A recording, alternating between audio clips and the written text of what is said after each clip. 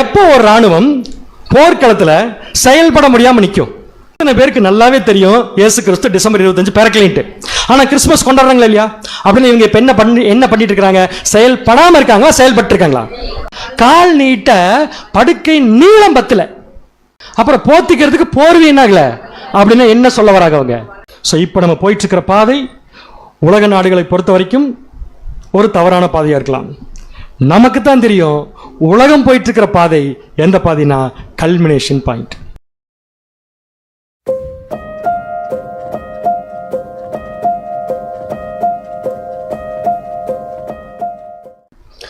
கிறிஸ்து இயேசுக்குள் அன்பாய் அழைக்கப்பட்ட அன்பு சகோதர சகோதரிகளே, அனைவருக்கும் கிறிஸ்துவுக்குள்ளான அன்பின் வாழ்த்துக்கள்.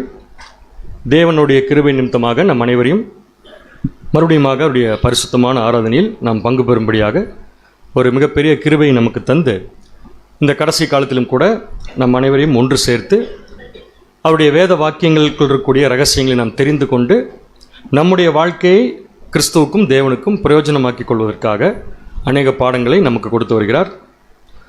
தேவனுக்கு கிறிஸ்துவின் மூலம் நன்றிகளை நாம் தெரிவித்துக் கொண்டு பாடத்திற்குள் கடந்து செல்லலாம்.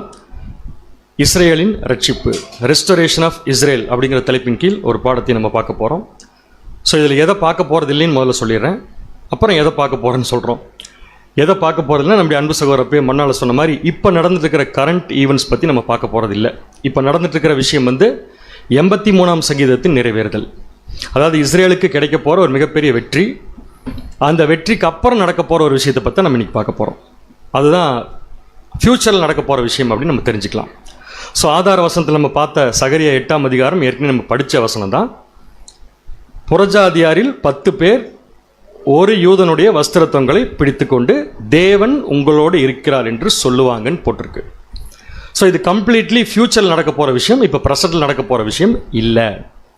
அந்த ஃப்யூச்சரில் நடக்க போகிற விஷயத்தில் இஸ்ரேலுக்கு எப்படி ரட்சிப்பு கிடைச்சி, அதுக்கப்புறம் புறஜாதியாரில் 10 மனுஷர் எப்படி ஒரு யூதனுடைய வஸ்திரத்தங்களை 10 பேர் பிடிச்சிட்டு கேட்க போகிறாங்க அப்படிங்கிறத பாடத்துடைய விஷயமா இருக்கும். ஸோ இஸ்ரேலின் ரட்சிப்பு அப்படிங்கிறது அங்கே கிடைக்க போகிற ரட்சிப்பத்தை நம்ம பார்க்க போகிறோம். ஸோ இப்போ 83ஆம் சங்கீதத்துடைய நிறைவேறுதலில் இஸ்ரேலுக்கு ரட்சிப்பு கிடைக்குதான்னு பார்த்தா கட்டாயமாக கிடையாது. அது கிடைக்க போகிற விஷயம் அதுக்கப்புறம் தான். ஆனால் 83ஆம் சங்கீதத்தில் சொல்லியிருக்கிறபடி இன்றைக்கி சுற்றி இருக்கிற நாடுகளை எல்லாம் இஸ்ரேல் கண்டிப்பாக ஜெயிக்கும், அதில் எந்த மாற்று கருத்தும் கிடையாது. அதன் மூலம் ஒரு கான்ஃபிடன்ஸ் உங்களுக்குள்ளே வரும். அந்த கான்ஃபிடன்ஸும் தேவன் உடைச்சு அவங்கள சுத்திகரித்து கொண்டு வரும்போது ஒரு ரட்சிப்பு வருது பார்த்தீங்களா, அந்த ரட்சிப்பத்தை இப்போ நம்ம படிச்சுட்டு இருக்கிறோம். சகரியா 8ஆம் அதிகாரத்தில் கிடைக்கக்கூடிய ரட்சிப்பு. ஸோ இஸ்ரேலுக்கு ரட்சிப்பு இருக்கா அப்படின்னு ஒரு கேள்வி கேட்டால் கட்டாயமாக இருக்குது. எங்கே கண்டுபிடிக்கலான்னா, இயேசு கிறிஸ்து 1ஆம் வருகையில் அவர் மரித்து உயிர் தெழுந்ததுக்கப்புறம் சீஷர்கள்கிட்ட தன்னை காமிச்சிட்டு இருக்கார், ரிவீல் பண்ணிட்டு இருக்கார். சீஷர்களுக்கு மாத்திரம் தெரிகிற மாதிரி 40 நாட்கள் அவர் பேசி கொண்டிருக்கும் போது ஒரு தடவை சீஷர்கள் இயேசு கிறிஸ்துட்ட ஒரு கேள்வி கேட்டாங்க. வாசிக்கலாம். அப்போஸ்தலர் 1ஆம் அதிகாரம் 6ஆம் வசனம். அப்போஸ்தலர் 1ஆம் அதிகாரம் 6ஆம் வசனம். அப்பொழுது கூடி வந்திருந்தவர்கள் அவரை நோக்கி, ஆண்டவரே, இக்காலத்திலா ராஜ்யத்தை இஸ்ரேலுக்கு திரும்ப கொடுப்பீர் என்று கேட்டார்கள். இந்த வசனத்துல கவனிக்க வேண்டிய வார்த்தை என்ன? இக்காலத்தினா அவங்க பேசிட்டு இருக்கிற அந்த காலத்துல இஸ்ரேலுக்கு ராஜ்யத்தை என்ன பண்ணுவீங்க கேட்டிருக்காரு. அப்ப திரும்ப கொடுக்கறான்னு சொல்லி ஒரு கேள்வி வந்துச்சுனால என்ன அர்த்தம்? ஏற்கனவே கொடுத்துருந்துருக்காரு, ஏற்கனவே இருந்திருக்கு, அந்த மாதிரி இப்ப இல்ல, இனிமேல் எப்ப கொடுப்பீங்க? ஏற்கனவே இருந்த மாதிரி இனிமேல் எப்ப ராஜ்யத்தை திரும்ப கொடுப்பீங்கன்னு சொல்லி சீஷர்கள் கேட்கறாங்க. இப்போ ஒரு விஷயம் நமக்கு என்ன நல்லா புரிஞ்சுதுன்னா, இப்போ வரைக்கும் இஸ்ரேல் முதல்ல இருந்த மாதிரி இல்லை, அதான உண்மை. அப்போ முதல்ல இருந்த மாதிரி என்னைக்கு மாறுதோ அதுதான் ரட்சிப்பு. அதுதான் சீஷர்கள் கேட்குறாங்க, அது இந்த காலத்தில் நடக்குமா அப்படின்னு இயேசு கிறிஸ்து 1ஆம் வருகையில் வந்துட்டு போகிறப்ப கேட்குறாங்க. ஸோ இஸ்ரேல் தேசம் முதல்ல எப்படி இருந்துச்சுன்னா, ஆபிரகாமுக்கு தேவன் கொடுத்த அந்த லேண்டெல்லாம் நம்ம எடுத்து பார்த்தோம்னா இன்றைக்கி ஆக்சுவலாக அந்த லேண்டில் இஸ்ரேல் கொஞ்சம் தான் பிடிச்சிருக்கிறாங்க. இப்போ நீங்கள் கவனிச்சிங்கன்னா தெரியும், இந்த படத்தில் இந்த ஏரியா எல்லாமே யாருக்கு சொந்தமானதுன்னா ஆபிரகாமுடைய சந்ததிக்கு தான் மார்க் பண்ணியிருக்கிறது எல்லாமே. ஆனால் இப்போ அவங்க பிடிச்சிருக்கிறது அந்த சின்ன மார்க் பண்ணியிருக்கிற பகுதி தான், நான் பிளாக் கலரில் மார்க் பண்ணியிருக்கேன் இல்லையா, அந்த பகுதி மட்டும்தான். அப்படின்னு என்ன அர்த்தம்? சீஷர்கள் கேட்ட கேள்வி என்னன்னா, எல்லா விஷயத்தையும் அவங்க திரும்ப பெற்றுக்கொள்கிற விஷயம் எப்போ நடக்க போகுது, இப்போவா அப்படின்னு சொல்லி கேட்ட உடனே அந்த ஒரு விஷயத்தை நம்ம சப்ஜெக்டில் தலைப்பாக எடுத்து பார்க்குறோம். எல்லாத்தையும் இஸ்ரேல் திரும்ப பெற்றுக்கொள்கிற ஒரு காலம், அதுதான் இஸ்ரேலுக்கு சீஷர்கள் கேட்ட ரட்சிப்பு. அதுதான் இன்னைக்கு பாடத்தின் தலைப்பு. சரி, சீஷர்கள் கேள்வி கேட்டாங்க. ஆண்டவர் உடனே பதில் சொல்லிட்டாரா? இந்த வருஷம் இத்தனாம் தேதிப்பா உங்களுக்கு எல்லாம் திரும்ப கிடைச்சுன்னு சொன்னாரா? உடனே அங்க என்ன பதில் சொன்னார்னா, வாசிக்கலாம். அப்போஸ்தலர் 1ஆம் அதிகாரம் 7ஆம் வசனம் மற்றும் 8ஆம் வசனம். அப்போஸ்தலர் 1ஆம் அதிகாரம் 7, 8ஆம் வசனங்கள். அதற்கு அவர், பிதாவானவர் தம்முடைய ஆதீனத்திலே வைத்திருக்கிற காலங்களையும் வேளைகளையும் அறிகிறது உங்களுக்கு அடுத்ததல்ல. இந்த விஷயத்தை பத்தி புரிஞ்சுக்கிறதுக்கு தெரியாதுன்னு சொல்ல, இந்த விஷயத்தை தெரிஞ்சுக்கிறதுக்கு இப்போ உங்களுக்கு டைம் இல்லை, இது உங்களுக்கான காலப்பகுதி அல்ல அப்படின்னா கண்டிப்பா ரட்சிப்பு உண்டு. அதை தெரிஞ்சுக்கிற விஷயம் இப்போ உங்களுக்கு கிடையாது. நெக்ஸ்ட், பரிசுத்த ஆவி உங்களிடத்தில் வரும்போது, அதுதான் முக்கியமான பாயிண்ட். நீங்க எப்ப இந்த விஷயத்தை தெரிஞ்சுக்குவீங்கன்னா, எந்த விஷயத்த? இஸ்ரேலுக்கு திரும்ப எப்ப ராஜ்யத்தை கொடுப்பீங்க அப்படிங்கிற விஷயத்த நீங்க தெரிஞ்சுக்கிறது எப்பன்னு சொல்லி கேட்டீங்கன்னா, பரிசுத்த ஆவி உங்களிடத்தில் வரும்போது அப்படின்னு சொல்லிட்டார். இப்ப சீஷர்களுக்கு பரிசுத்த ஆவி கிடைச்சதா? கிடைக்கலீங்களா? பேசும்போது கிடைக்கல, அதுக்கப்புறம் கிடைச்சதா கிடைக்கலையா? கண்டிப்பா கிடைச்சது. ஸோ கிடைச்ச உடனே அவங்க பேசியிருப்பாங்களா, பேசியிருக்க மாட்டாங்களா? எதை பத்தி பேசினாங்க?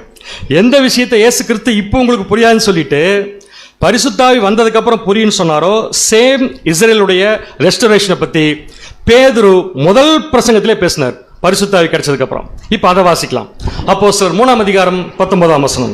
அப்போஸ்தலர் 3ஆம் அதிகாரம் 19ஆம் வசனம்.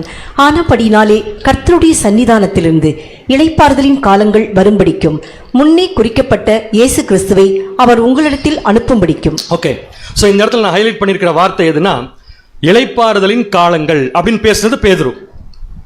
பட் நம்முடைய கொஸ்டின் என்னன்னா, அப்போஸ்தலர் 1ஆம் அதிகாரம் 6ஆம் வசனத்துல சீஷர்கள் கேட்ட கேள்வி, இஸ்ரேலுக்கு எப்ப ராஜ்யத்தை திரும்ப கொடுப்பீங்க? ஆனா இந்த இடத்துல பரிசுத்தாவியை பெற்றுக்கொண்டதுக்கு அப்புறமா பேதுரு பண்ற பிரசங்கத்துல அவர் பேசுற ரட்சிப்புங்கிறது இஸ்ரேலை பத்தி பேசியிருக்காரா, உலகத்தை பத்தி பேசியிருக்காரா? ஸோ இது ரொம்ப கிளியர். பார்த்தீங்கன்னா ரெஸ்டரேஷன் ஆஃப் த வேர்ல்டு. நல்லா கவனிச்சுக்கோங்க, அவர் இப்ப பேசிட்டு இருக்கிறது உலகத்தின் ரட்சிப்பு. இப்ப அடுத்த கொஸ்டின்குள்ள போலாம். உலகத்தின் ரட்சிப்புன்னு ஒன்று இருக்குது, இஸ்ரேலின் ரட்சிப்புன்னு ஒன்று இருக்குது. கரெக்டான பேர்? நான் சொல்றது புரியல உங்களுக்கு? உலகத்துக்கு ஒரு ரட்சிப்பு இருக்கு. என்ன ரட்சிப்பு? இளைப்பாறுதலின் காலம். இது இங்கிலீஷ்ல எப்படி இருக்கு? நம்ம ஏற்கனவே படிச்சிருக்கிறோம், எங்கேயோ படிச்சிருக்கோம் தெரிஞ்சா போதும், அதுக்கு மேலே சொல்ல வேண்டாம். டைம்ஸ் ஆஃப் ரெஸ்டரேஷன் படிச்சிருக்கோம், திரும்ப கொடுத்தலின் காலம். நல்லா கவனிங்க, உலகத்துக்கும் ஒரு திரும்ப கொடுத்தல் காலம் இருக்கு. அப்போஸ்தலர் 1:6 சீஷர்கள் கேட்ட கேள்வி, இஸ்ரேலுக்கும் திரும்ப கொடுத்தல் காலம் ஒன்று இருக்கு. இப்ப நம்ம ஏற்கனவே என்ன படிச்சிட்டோம்? இஸ்ரேலுக்கு திரும்ப கொடுத்தல்ங்கிறது ஒட்டுமொத்த ராஜ்யத்தை திருப்பி அவங்க பிடிக்கிறதுன்னு எடுத்துட்டா, அப்ப உலகத்துக்கு திரும்ப கொடுத்தல் காலம் இருக்குன்னா அது எப்படி இருக்கும்னா, ஏற்கனவே உலகம் இருந்த மாதிரி இப்ப இல்ல, ஃபியூச்சர்ல மாறப்போகுது. கிளியர்? உங்களுக்கு புரியுதா? இப்ப சொல்லுங்க, இன்னைக்கு இருக்கிற உலகம் ஏற்கனவே தேவன் இந்த உலகத்தை உருவாக்கும் போது இருந்த மாதிரியா இருக்குது? இல்ல. அப்படின்னா இந்த உலகத்துக்குள்ள தேவன் உருவாக்கும் போது இருந்த மாதிரி இல்ல, தேவன் உருவாக்கும் போது இருந்த மாதிரி மாத்துறதுக்கு பேர் தான் இளைப்பாறுதலின் காலம், ரெஸ்டரேஷன் ஆஃப் த வேர்ல்ட். புரியுதா உங்களுக்கு? அப்படின்னா பூமி என்ன மாதிரி மாறணும்? ரெஸ்டோர் ஆயிடுச்சுன்னா ஏதேன் தோட்டமா மாறணும். சூப்பர். இப்ப என்னோட கேள்வின்னா, அப்ப உலகத்துக்கு ஒரு ரட்சிப்பு இருக்கு, அதாவது உலகத்துக்கு ஒரு திரும்ப கொடுத்தல் காலம் இருக்கு, இஸ்ரேலுக்கும் ஒரு ரட்சிப்பு இருக்கு, அதாவது இஸ்ரேலுக்கும் ஒரு திரும்ப கொடுத்தல் காலம் இருக்கு. ரெண்டு ஒன்னா வேற வேறையா? ரெண்டு ஒன்னா வேற வேறையா?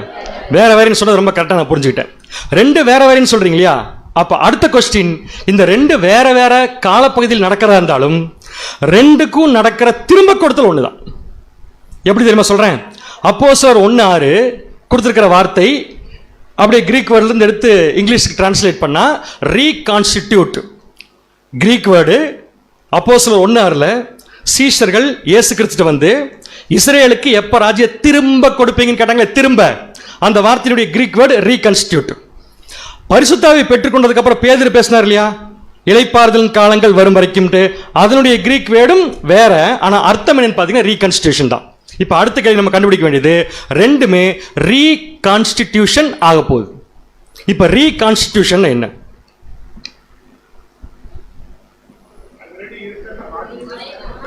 ரீனாலே திரும்ப, கான்ஸ்டிடியூட்னா கட்டுறது. அப்ப ரெண்டுமே என்ன பண்ண போகுதுன்னா திரும்ப கட்டப்பட போகுது. ஆனா ரெண்டும் வேற வேற விஷயம், ரெண்டும் வேற வேற காலப்பகுதியில் நடக்கும் விஷயம். நோட் பண்ணிக்கோங்க, ரெண்டும் வேற வேற காலப்பகுதியில் நடக்கிற விஷயம்.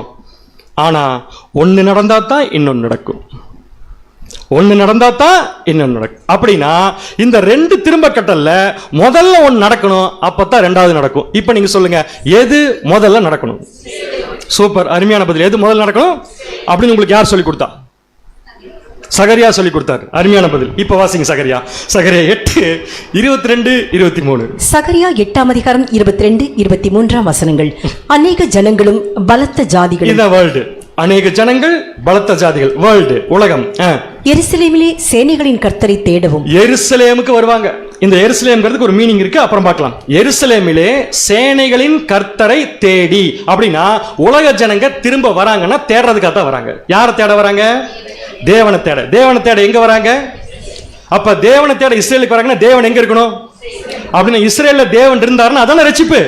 அப்ப முதல்ல யார் ரட்சிப்படையணும்? இப்ப இஸ்ரேல். கிளியரா புரியுது உங்களுக்கு? தொடர்ந்து வாசிங்க. இப்ப கர்த்தருடைய சமூகத்தில் விண்ணப்பம் பண்ணவும் வருவார்கள். வந்து எப்படி நிப்பாங்க? அப்படி ஃப்ரீயா நிப்பாங்களா? இல்ல. எப்படி வந்து நிப்பாங்கன்னா அடுத்த வசனம் 23. அந்நாட்களில் பலவித பாஷைக்காரராகிய புறஜாதியாரில் 10 மனுஷர். இந்த 10ங்கிறதுல ஒரு ரஃப் நம்பர் தான், ஒரு முழுமையான நம்பர் தான். அப்படி நீங்க எடுத்துக்க போதும். 10 மனுஷர்களில் ஒரு யூதனுடைய வஸ்திர தொங்கலை பிடித்துக் கொண்டு. புறஜாதியார்கள் ஒரு யூதனுடைய வஸ்திர தொங்கலை 10 பேர் பிடிச்சுக்குவாங்க. தேவன் உங்களோட இருக்கிறார் என்று கேள்விப்பட்டோம். பர்ஃபெக்டான பாயிண்ட் தான். நாங்க என்ன கேள்விப்பட்டோம்னா தேவன் உங்களோட இருக்கிறார். நல்லா கவனிங்க, தேவன் உங்களோட இருக்கார் அப்படின்னா ஃபர்ஸ்ட் தேவன் யாரோட இருக்காரு? இஸ்ரேல். இப்ப இருக்காரா? இப்ப இருக்காரா? இருக்காரு. ஆனா அப்ப இருக்கிற மாதிரி இல்ல. நல்லா புரிஞ்சுக்க. இப்ப இருக்காரு, ஆனா நம்ம படிக்கிற விஷயம் ஃபியூச்சர், அது வேற. அந்த பாயிண்டே வேற. உங்களோட இருக்கான்னு சொல்லிட்டு கேள்விப்பட்டு அப்படின்னு என்ன அர்த்தம்? புறஜாதிகளோட தேவன் இல்ல. கரெக்டா? புறஜாதிகளோட தேவன் இல்ல. அதைத்தான் அவங்க தேடுறாங்க. எங்க தேடி வந்திருக்காங்க? எருசலேமுக்கு வந்திருக்காங்க. வந்து தேடி என்ன சொல்றாங்கன்னா தேவன் உங்களோட இருக்கிறார் என்று கேள்விப்பட்டோம், ஆகையால் உங்களோட கூட போவோம் என்று சொல்லி. உங்களோட கூட நாங்கள் என்ன பண்ணுவோம்? போவோம் என்று சொல்லி அவனை பற்றிக் கொள்வார்கள் என்று சேனைகளின் எல்லா ஜனங்களும் அவனை பற்றிக் கொள்வார்கள். எவனை? இஸ்ரேல் ஜனங்களை எல்லாரும் பற்றிக் கொள்வார்கள். இப்ப ஒரு அருமையான விஷயம் நம்ம என்ன கற்றுக்கொள்ளலாம்னா வேர்ல்டே நாளைக்கு ஒட்டுமொத்தமா ஃபியூச்சர்ல இஸ்ரேலா மாறப்போகுது. இன்னைக்கு இஸ்ரேலுங்கிறது ஒரு தேசம். ஆனா ஃபுல் ரட்சிப்பு இஸ்ரேலுக்கு கிடைச்சிருச்சுன்னா உலகத்துக்கு அடுத்த ரட்சிப்பு கிடைக்கும். உலகம் ரட்சிப்புக்குள்ள வரும்போது உலகத்துக்கு பேர் உலகம் அல்ல, இஸ்ரேல் தேசம். அதான் நம்ம இன்னைக்கு பாடத்துல பார்க்க போறோம். ஓகே, சோ எல்லா மனுஷரும் இஸ்ரேலர்களா மாற போறாங்க. அதான் ப்ராஃபசி. அதான் சொல்றாரு, உங்களோடு கூட போவோம் என்று சொல்லி அவனை பற்றி கொள்வார்கள் என்று சேனைகளின் கர்த்தர் சொல்லுகிறார். இது இப்ப நடக்கிற சங்கீதம் 83 அல்ல, இன்னும் நிறைவேற வேண்டிய ஒரு தீர்க்க தரிசனம். அது ஃபியூச்சர் நடக்க போற விஷயம். எப்படின்னா தேவன் உங்களோட இருக்கிறாருங்கிறத புறஜாதிகள் புரிந்து கொள்ள வேண்டிய ஒரு காலம் வர வேண்டும். அந்த காலம்தான் இஸ்ரேலுக்கு ரட்சிப்பு. அப்படின்னா 2 ரட்சிப்பு இருக்கு. ஒன்னு உலகத்தின் ரட்சிப்பு, திரும்ப கொடுத்தல், உலகத்துக்கு திரும்ப கொடுத்தல். இன்னொன்னு இஸ்ரேலுடைய ரட்சிப்பு, இஸ்ரேலுக்கு திரும்ப கொடுத்தல். ஒன்னு நடந்தா தான் இன்னும் நடக்கும். எது முதல்ல நடக்கணும்? இஸ்ரேல். கரெக்ட்டுங்களா? இஸ்ரேல் நடந்தா தான் உலகத்துக்கு ரட்சிப்பு கிடைக்கும்னா அப்ப ரட்சிப்புங்கிறது உலகத்துக்கு யார் வழியா தான் கிடைக்கும்? இஸ்ரேல். அப்படின்னு வசனம் இருக்கா? யூதர்கள் வழியாக ரட்சிப்பு வரும். நல்ல வசனம் தான். பட் நான் பிராமிஸ் கொடுக்கும் போதே இந்த வசனத்தை பிடிச்சாச்சு. நம்ம எங்க பிடிச்சிட்டோம் தெரியுமா? ஆபிரகாமுக்கு. ஆதியாகமம் 22ஆம் அதிகாரம் 18ஆம் வசனம். ஆதியாகமம் 22ஆம் அதிகாரம் 18ஆம் வசனம். நீ என் சொல்லுக்கு கீழ்ப்படிந்தபடியினால் உன் சந்ததிக்குள் நல்லா நோட் பண்ணிக்கோங்க. யார் சந்ததிக்குள்? உன் சந்ததிக்குள் பூமியில் உள்ள சகல ஜாதிகளும் ஆசீர்வதிக்கப்படும் என்று. உன் மூலமா தான் பூமியில் இருக்கிற சகல ஜாதிகளும் ஆசீர்வதிக்கப்படும் என்று என் பேரில் ஆணையிட்டேன் என்று கர்த்தர் சொல்கிறார் என்றார். சோ ரொம்ப கிளியர். ஆபிரகாமுடைய சந்ததி மூலமா தான் உலக ஜனங்கள் எல்லாரும் ஆசீர்வதிக்கப்படுறோம். சோ இன்னைக்கு நம்ம சப்ஜெக்ட்ல படிக்க போற விஷயம் என்னன்னா இஸ்ரேலுக்கு ரட்சிப்பு கிடைக்க போது, கர்த்தர் அவங்க கூட இருக்காருன்ட்டு புறஜாதியாரில் 10 மனுஷர் ஒரு யூதனுடைய வஸ்திரத்தவங்களை பிடிச்சிட்டு வரதுனால உலகத்துக்கு என்ன பிரயோஜனம்? சபைக்கு என்ன பிரயோஜனம்? சுவிசேஷ சபைக்கு என்ன பிரயோஜனம்? இது எல்லாத்தையும் நம்ம பார்க்க போறோம். சோ இந்த விஷயத்துடைய ஒரு ஃபர்ஸ்ட் கிளாஸ் பாயிண்ட தேவன் ஏற்கனவே ஆபிரகாம் கொடுத்துட்டாரு. ஆபிரகாம் கொடுத்த இந்த பாயிண்ட செயல்படுத்த ஆரம்பிக்கும் போது இஸ்ரேல் ஜனங்கள் கோஆபரேட் பண்ணல. சோ தேவன் என்ன பண்ணாரு? அதுக்கு ஒரு டைம் வச்சிட்டாரு. ஒரு டைம்ல கண்டிப்பா நீங்க திரும்பி வருவீங்க, அப்ப நான் அந்த விஷயத்தை எக்ஸிக்யூட் பண்ணிக்கிறேன்னு சொன்னாரு. ஆனா இடைப்பட்ட காலத்துல இஸ்ரேல் ஜனங்கள் தேவனை விட்டு விலகினா கூட தேவன் அவங்களை விடுறதா இல்ல. அதுதான் இப்ப சின்ன சின்ன விஷயங்கள் நடந்துட்டு இருக்குது. அவங்களுக்கு வெற்றிகள் கிடைச்சிட்டு இருக்குது. சோ இதே விஷயத்த இஸ்ரேல் மூலமா தான் உலகம் ரட்சிக்கப்படுங்கிற சேம் விஷயத்தை மீகாலையும் சொல்லியிருக்காரு. வாசிக்கலாம். மீகா 4ஆம் அதிகாரம் 1ஆம் வசனம். மீகா 4ஆம் அதிகாரம் 1ஆம் வசனம். ஆனாலும் கடைசி நாட்களில் கர்த்தருடைய ஆலயமாகி பர்வதங்களின் கொடுமுடியில் ஸ்தாபிக்கப்பட்டு மலைகளுக்கு மேலாய் உயர்த்தப்பட்டிருக்கும். எல்லா ஜாதிகளும் அதனிடத்திற்கு ஓடி வருவார்கள். இப்ப நம்ம சொன்ன இந்த கான்செப்ட் இந்த வசனத்துல எங்க இருக்குன்னு சொல்லுங்க பார்க்கலாம். உலகம் யூதர்களை தேடி வருங்கிற கான்செப்ட் இந்த வசனத்துல எங்க இருக்குன்னு கேட்டேன் நான். எல்லா ஜாதிகளும் எதனிடத்தில் ஓடி வருவார்கள்? அதன் எதுன்னு தான் மேல போட்டிருக்கு. சோ மேல என்ன போட்டிருக்குது? கடைசி நாட்களில் கர்த்தருடைய ஆலயமாகிய பர்வதம். பர்வதம்னா ராஜ்யம், கர்த்தருடைய ராஜ்யம். கர்த்தருடைய ராஜ்யம் யாருடைய ராஜ்யம்? இந்த இடத்துல கிறிஸ்துடைய ராஜ்யம். சோ கிறிஸ்துடைய ராஜ்யம் எல்லா ராஜ்யங்களுக்கும் மேலாக ஸ்தாபிக்கப்பட்டிருக்கும் போது, நல்லா புரிஞ்சுக்கோங்க, எல்லா ராஜ்யங்களுக்கும் மேலாக, ஏன்னா எல்லா பர்வதங்களின் கொடுமுடி. சோ எல்லா ராஜ்யங்களுக்கும் மேலாக கிறிஸ்துடைய ராஜ்யம் வரும்போது எல்லா ஜாதிகளும் அந்த ராஜ்யத்துக்கு ஓடி வருவாங்க. அதான் இஸ்ரேலுடைய ரட்சிப்பு. அதை ஃபாலோ பண்றதுக்கு தான் உலகம் வரும். அதை ஃபாலோ பண்ணி உலகம் ரட்சிப்படையும். இதான் பாயிண்ட் நமக்கு. இப்ப கொஸ்டின் என்ன, எப்படி எல்லா ஜாதியிலும் யூதர்களை தேடி வருவாங்க? அதுக்கு விளக்கம் அடுத்த வசனத்துல இருக்குது. மீகா 4:2. மீகா 4:2. திரளான ஜாதிகள் புறப்பட்டு வந்து. யார் அந்த திரளான ஜாதிகள்? இப்ப கம்ப்ளீட் வேர்ல்டு. திரளான ஜாதிகள் புறப்பட்டு வந்து நாம் கர்த்தரின் பர்வதத்துக்கும் யாக்கோபின் தேவனுடைய ஆலயத்துக்கும் போவோம் வாருங்கள். இப்ப கொஸ்டின், யார் பேசிட்டு இருக்கா? இப்ப கர்த்தருடைய பர்வதத்திற்கும் யாக்கோபின் தேவனுடைய ஆலயத்துக்கு போவா வாருங்க யார் பேசுவா? அப்ப உலக ஜனங்கள் அப்படி பேச வச்சது யார்? அப்படியா? மாத்தி மாத்தி சொல்றீங்க. தேவனா இஸ்ரேல் ஜனங்களா? யாருன்னு பார்க்கலாமா? கீழே தொடர்ந்து படிங்க. யார் பேச வச்சான்னு பார்க்கலாம். அவர் தமது வழிகளை நமக்கு போதிப்பார். அதையும் உலக ஜனங்க தான் பேசுறாங்க. அவர் தமது வழிகளை நமக்கு போதிப்பார். நாம் அவர் பாதைகளில் நடப்போம் என்பார்கள். அத்தனை வேர்ல்டும் உலக ஜனங்களும் நாம் அவருடைய பாதையில் நடப்போம் வாருங்கள் சொல்லிட்டு வருவாங்க. எந்த ராஜ்யத்துக்குன்னா கிறிஸ்துடைய ராஜ்யத்துக்கு. நல்லா புரிஞ்சுக்கோங்க, கிறிஸ்துடைய ராஜ்யத்துக்கு வருவாங்க. எப்படி வராங்க அவங்க எல்லாம் சொல்லி கேட்டா, ஒண்ணு நடக்காம வர மாட்டாங்க. சோ என்ன நடக்குது? யார் அவங்களை இப்படி பேச வச்சது? யார் உலக ஜனங்களை கிறிஸ்துடைய ராஜ்யத்திற்கு போலான்னு சொல்லி அவங்க வாயிலிருந்து வார்த்தைகளை வர வச்சது யார்?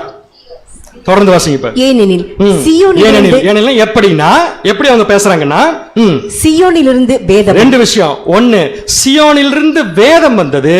எருசலேமிலிருந்து கர்த்தரின் வசனமும் வெளிப்படும். எருசலேமிலிருந்து கர்த்தருடைய வசனம் வெளிப்பட்டா அத்தனை ஜாதிகளும் கிறிஸ்துடைய ராஜ்யத்தை தேடி வருவாங்க. புரியுதா உங்களுக்கு? அப்ப ரெண்டு விஷயம் வரணும். ஒன்னு, சியோனிலிருந்து வேதம். இரண்டாவது, எருசலேமிலிருந்து கர்த்தருடைய வசனம் வரும். அதை கேட்டு எல்லா ஜாதிகளும் கிறிஸ்துடைய ராஜ்யத்துக்கு வருவாங்க. கிளியரா புரியுது உங்களுக்கு?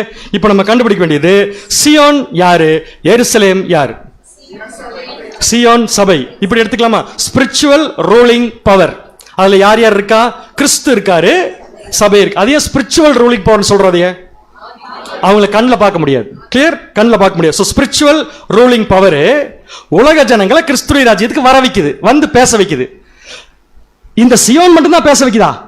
சியோன் கண்ணிலே பார்க்க முடியாதுன்னு கேட்டா, அது பேச வைக்கிறதுக்கு யூஸ் பண்ற கருவி யாருன்னா, சியோன் யார கருவியா யூஸ் பண்ணுன்னு சொல்லி பாத்தீங்கன்னா, எருசலேமில் இருந்து கர்த்தருடைய வசனம். சோ இப்ப எருசலேம் யார்? உங்களுக்கு க்ளூ தரேன். சியோன் என்பது ஸ்பிரிச்சுவல் ரூலிங் பவர். அப்ப எருசலேம் என்பது அப்படி ஆப்போசிட் சொல்லுங்க, வந்துடும். Earthly ruling power. கரெக்டா? சியோன்ங்கிறது ஹெவன்லி ஸ்பிரிச்சுவல் ரூலிங் பவர், எருசலேம்ங்கிறது எர்த்லி ரூலிங் பவர். இந்த எர்த்லி ரூலிங் பவர்ல ரெண்டு பேர், ஸ்பிரிச்சுவல் ரூலிங் பவர்ல ரெண்டு பேர் இருக்காங்களா? யார் யாரு? சபை. திரள் கூட்டம் யார சொன்னீங்க? யாரு ரொம்ப பிடிச்சிருக்கு போல இருக்கு. சபை, கிறிஸ்து. கரெக்ட். அப்படின்னு இங்கே ரெண்டு பேர் எருசலேம்ல. யார் அந்த ரெண்டு பேர்? முற்பிதாக்கள், இஸ்ரேல் தேசம். புரியுதா உங்களுக்கு? அப்ப இஸ்ரேல் தேசத்தின் மூலமா மட்டும்தான் எல்லா உலக ஜனங்களும் கிறிஸ்துவின் ராஜ்யத்துக்கு போலாம் வாங்கன்னு சொல்லிட்டு வருவாங்களாமா. அப்படின்னா யூதர்கள் மூலமா ஒரு மிகப்பெரிய ரட்சிப்பு உலகத்துக்கு இருக்கு. புரிஞ்சு உங்களுக்கு? ஆனா யூதர்கள் எப்ப ரட்சிப்படைய போறாங்கிறத நம்ம பாயிண்ட். சோ எப்ப ரட்சிக்க போறாங்க அப்படின்னா, சிம்பிளா மீகா சொல்லி முடிச்சிட்டாரு. சியோனில் இருந்து வேதம் வரணும், எருசலேமில் இருந்து கர்த்தருடைய வசனம் வரணும், எல்லா ஜனங்களும் இஸ்ரேலை தேடி வரணும். அப்பதான் ஆட்டோமேட்டிக்கா கிறிஸ்துவின் ராஜ்யத்துக்கு எல்லா ஜனங்களும் வருவாங்க. ஆனால் இந்த விஷயம் இன்றைக்கு நடக்கிறதா? எந்த விஷயம்? புறஜாதியாரில் 10 மனுஷர், பலத்த ஜாதிகள், எல்லா ஜனங்களும் படிச்சோம் இல்லையா? இந்த வேர்ல்டு, உலகம். இந்த உலகம் இப்ப இஸ்ரேலை தேடி வருதா? நோ. ஆனா இஸ்ரேலை தேடி வருது. எதுக்குன்னா ஆசீர்வாதம் வாங்கல, அவங்கள அழிக்க. சில ப்ரூஃப் மட்டும் பார்க்கலாம். ஐக்கிய நாடுகள் சபை தெரியுமில்ல உங்களுக்கு? இன்னைக்கு முக்கியமா சாத்தான்காக தேவன் கூட்டி வச்ச ஒரே அமைப்பு இதுதான். நீயே கூட்டிக்கொண்டார். ஏன்னா கூட்டினா தான் தேவனுக்கு ரொம்ப ஈஸி எல்லாமே அழிக்கிறது.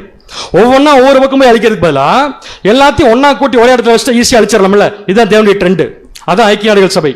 இந்த ஐக்கிய நாடுகள் சபையில இஸ்ரேல்ங்கிற நாட்டுக்கு ஆதரவா எந்த விஷயமே இல்லை. அதுக்கு சில பாயிண்ட்ஸ் மட்டும். 2012 இருந்து 2015 வரைக்கும் 86%, அதாவது யுனைடெட் ஐக்கிய நாடுகள் சபையில் எடுக்கப்பட்ட ரெசல்யூஷன்ஸ், தீர்மானங்கள் இருக்கும் இல்லையா, ஐக்கிய நாடுகள் சபையில 2012 வருஷத்திலிருந்து 2015 வருஷம் வரைக்கும் எடுக்கப்பட்ட தீர்மானங்கள்ல 86% தீர்மானங்கள் இஸ்ரேலுக்கு எதிராக எடுக்கப்பட்டுச்சு. அவங்க தீர்மானம் போடுறது எதுக்கு தெரியுமா? இஸ்ரேலுக்கு அகைன்ஸ்டா தான். அப்படின்னா உலக நாடுகள் எல்லாம் ஒன்னா சேர்ந்து இருக்கிற இடம் ஐக்கிய நாடுகள் சபை. இப்பதான் சகரியா 8 என்ன படிச்சோம்? அந்நாளில் புறஜாதியாரில் 10 புறஜாதியாரில் ஒரு யூதனுடைய வஸ்திரத்தவங்களை பிடிச்சிட்டு தேவன் இருக்காருன்னு சொல்லுவாங்கன்னு பார்த்தோம். அதான் ரட்சிப்புன்னு பார்த்தோம். ஆனா இன்னைக்கு இந்த விஷயம் இங்க சுத்தமாவே இல்லை. என்ன எல்லா உலக ஜனங்களும் எதுல ஒன்னா இருக்காங்கன்னா இஸ்ரேலை எதிர்ப்பதில் ஒன்னா இருக்கிறாங்க. அடுத்த பாயிண்ட், 2015 இருந்து 2020 வருஷம் வரைக்கும் ஐக்கிய நாடுகள் சபையில் நடந்த சில சம்பவங்கள். 2015 2020 வரைக்கும் general assembly have mat several contaminations. ஐக்கிய நாடுகள் சபையில கண்டன தீர்மானங்கள் கொண்டு வராங்க இல்லையா, கண்டன தீர்மானம் நிறைய கொண்டு வந்திருக்காங்க. எந்த வருஷத்துல இருந்து எந்த வருஷம் வரைக்கும்? 2015 இருந்து 2020 கொண்டு வந்திருக்காங்க. But they are really biased against Israel. கொண்டு வரப்பட்ட அத்தனை கண்டன தீர்மானங்களும் இஸ்ரேலுக்கு எதிராக கொண்டு வரப்பட்டவைகள் தான். மொத்தம் கொண்டு வரப்பட்ட கண்டன தீர்மானங்கள் 166. அதுல 100 தீர்மானங்கள் கண்டனங்கள் கொண்டு வரப்பட்டது யாருக்கான்னு கேட்டீங்கன்னா இஸ்ரேலுக்காக மட்டும்தான். இன்னைக்கு எடுத்துக்கோங்க, இஸ்ரேல் நடத்தி கொண்டிருக்கிற இந்த யுத்தத்தை ஐக்கிய நாடுகள் சபை ஒத்துக்கொள்ளுதா? என்ன சொல்றாங்க அவங்க? இஸ்ரேல் கொடூரமா இருக்கு, ரொம்ப கொடூரமான தாக்குதல் நடத்துன்னு சொல்லிட்டு இப்ப இஸ்ரேலுக்கு அகைன்ஸ்டா ஒரு ரூல் போடுவாங்க. அது அகைன்ஸ்டா தான் இருக்கும். அப்ப உலக நாடுகள் எல்லாரும் சேர்ந்து கண்டிப்பா இஸ்ரேலுக்கு அகைன்ஸ்டா எதிரா செயல்பட்டு கொண்டிருக்கிற இந்த 2024 இருந்து எப்ப இந்த ஜனங்கள் எல்லாரும் ஒரு யூதனுடைய வஸ்திர தொங்கலை பிடித்துக் கொண்டு தேவன் உங்க ஊர் இருக்கிறாரு, நான் உங்க கூட வரேன்னு சொல்லிட்டு வருவாங்க. சிம்பிளா சொல்ல போனா, how will God bring the world to this point of honoring Israel? உலக நாடுகள் எல்லாம் சேர்ந்து எப்ப இஸ்ரேலுக்கு மரியாதையும் மதிப்பும் கொடுத்து தேடி வரப்போறாங்க?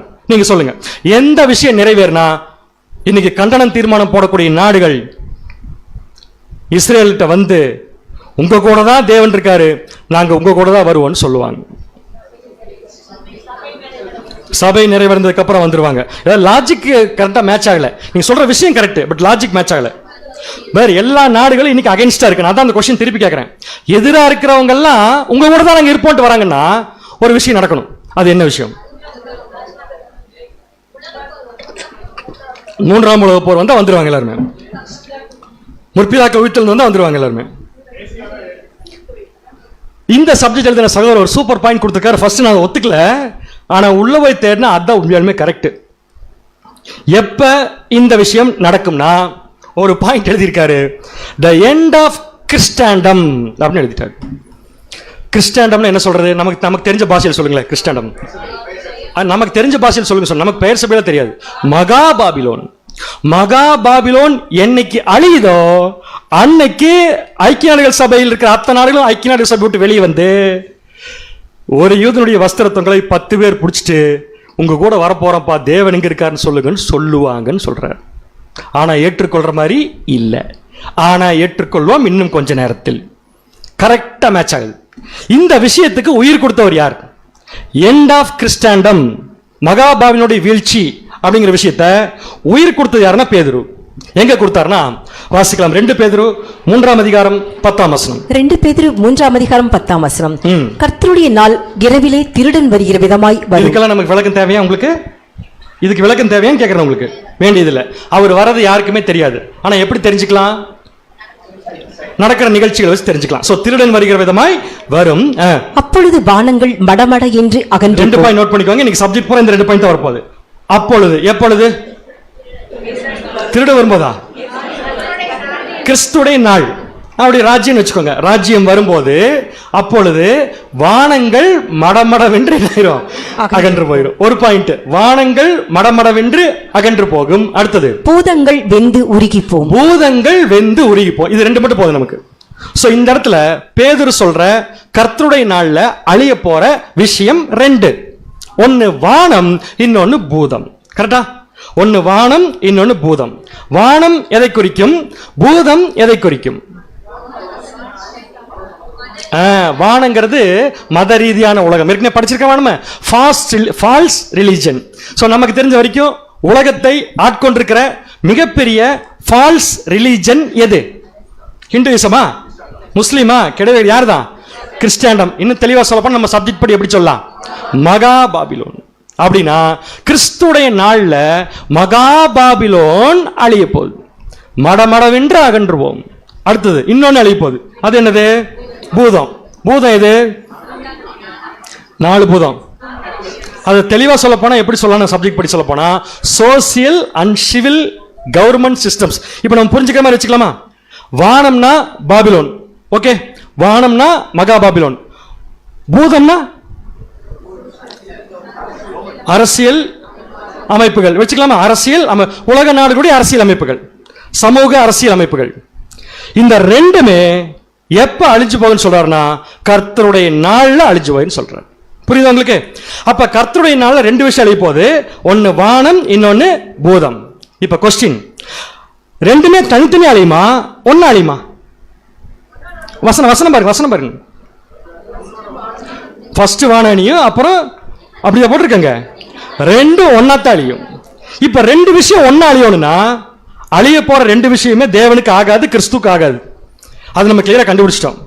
அப்ப கிறிஸ்துவுக்கு ஆகாத, ஆனா கிறிஸ்துடைய ஆட்சியில் இருக்கிற ரெண்டு விஷயம் அழியும் கிறிஸ்துடைய ஆட்சியில. ஒன்னு வானம், இன்னொன்னு பூதம்.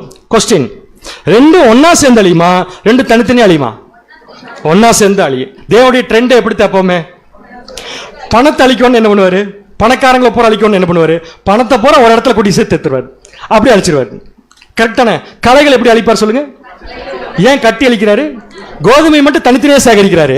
கலைகளையே ஒன்னா அழிக்கிறாருன்னா ஒன்னா அழிச்சா தான் ஒன்னு விடாம அழிக்க முடியும். வேலை ஈஸி. அப்ப இந்த ரெண்டும் ஒன்னா சேரும். நல்லா புரிஞ்சுக்கோங்க. இந்த பாயிண்ட்க்கு நம்ம எதுக்கு வந்திருக்கிறோம்னா, எப்போ உலக நாடுகள் இஸ்ரேலை ஹானர் பண்ணும்? நான் சொன்ன பதில் மகா பாபிலோன் அழிச்சதுக்கு அப்புறமா. மகா பாபிலோன் அழியறதுக்கு அப்புறமா அது வருவாங்கன்னு சொல்ற கண்டுபிடிக்கிறதுக்கு தான் இந்த வசனம் எடுத்திருக்கிறோம். சோ இந்த வசனம் பேதுரு என்ன சொல்றாருன்னா, ஃபியூச்சர்ல ரெண்டு அழிய போகுது. ஒன்னு வானம், இன்னொன்னு பூதம். வானமும் பூதமும் அழியோம்னா தனித்தனியா கிறிஸ்து அழிக்க மாட்டாரு, ஒன்னா சேர்த்து அழிப்பார்னா இப்ப வானமும் பூதமும் ஒன்னா சேர்ந்திருக்கா?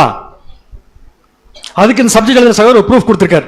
என்ன ப்ரூஃப் கொடுத்திருக்காருன்னு பாத்தீங்கன்னா, universal rights of man in France. அதாவது பிரான்ஸ் நாட்டில் மனித உரிமைகள் சட்டம் ஒன்று போட்டாங்களாமா. அந்த மனித உரிமைகள் சட்டம் போட்ட விஷயத்துக்குள்ள எதை கொண்டு நுழைச்சிட்டாங்களாமா, பைபிளை நுழைச்சிட்டாங்க.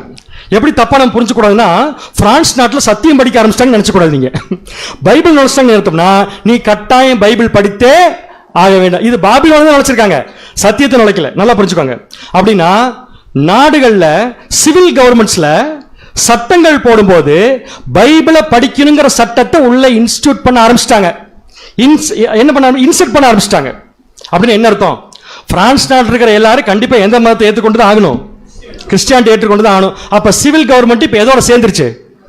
பிரான்ஸ்ல மட்டும் இல்லைங்க, அமெரிக்காலையும் வந்துருச்சாமா. சோ அமெரிக்கால என்ன பண்ணிருக்காங்கன்னா, உரிமைகள் மசோதான்னு சொல்லி ஒன்று இருக்கு. இங்கிலீஷ் பேரா நான் சொல்ல விரும்பல.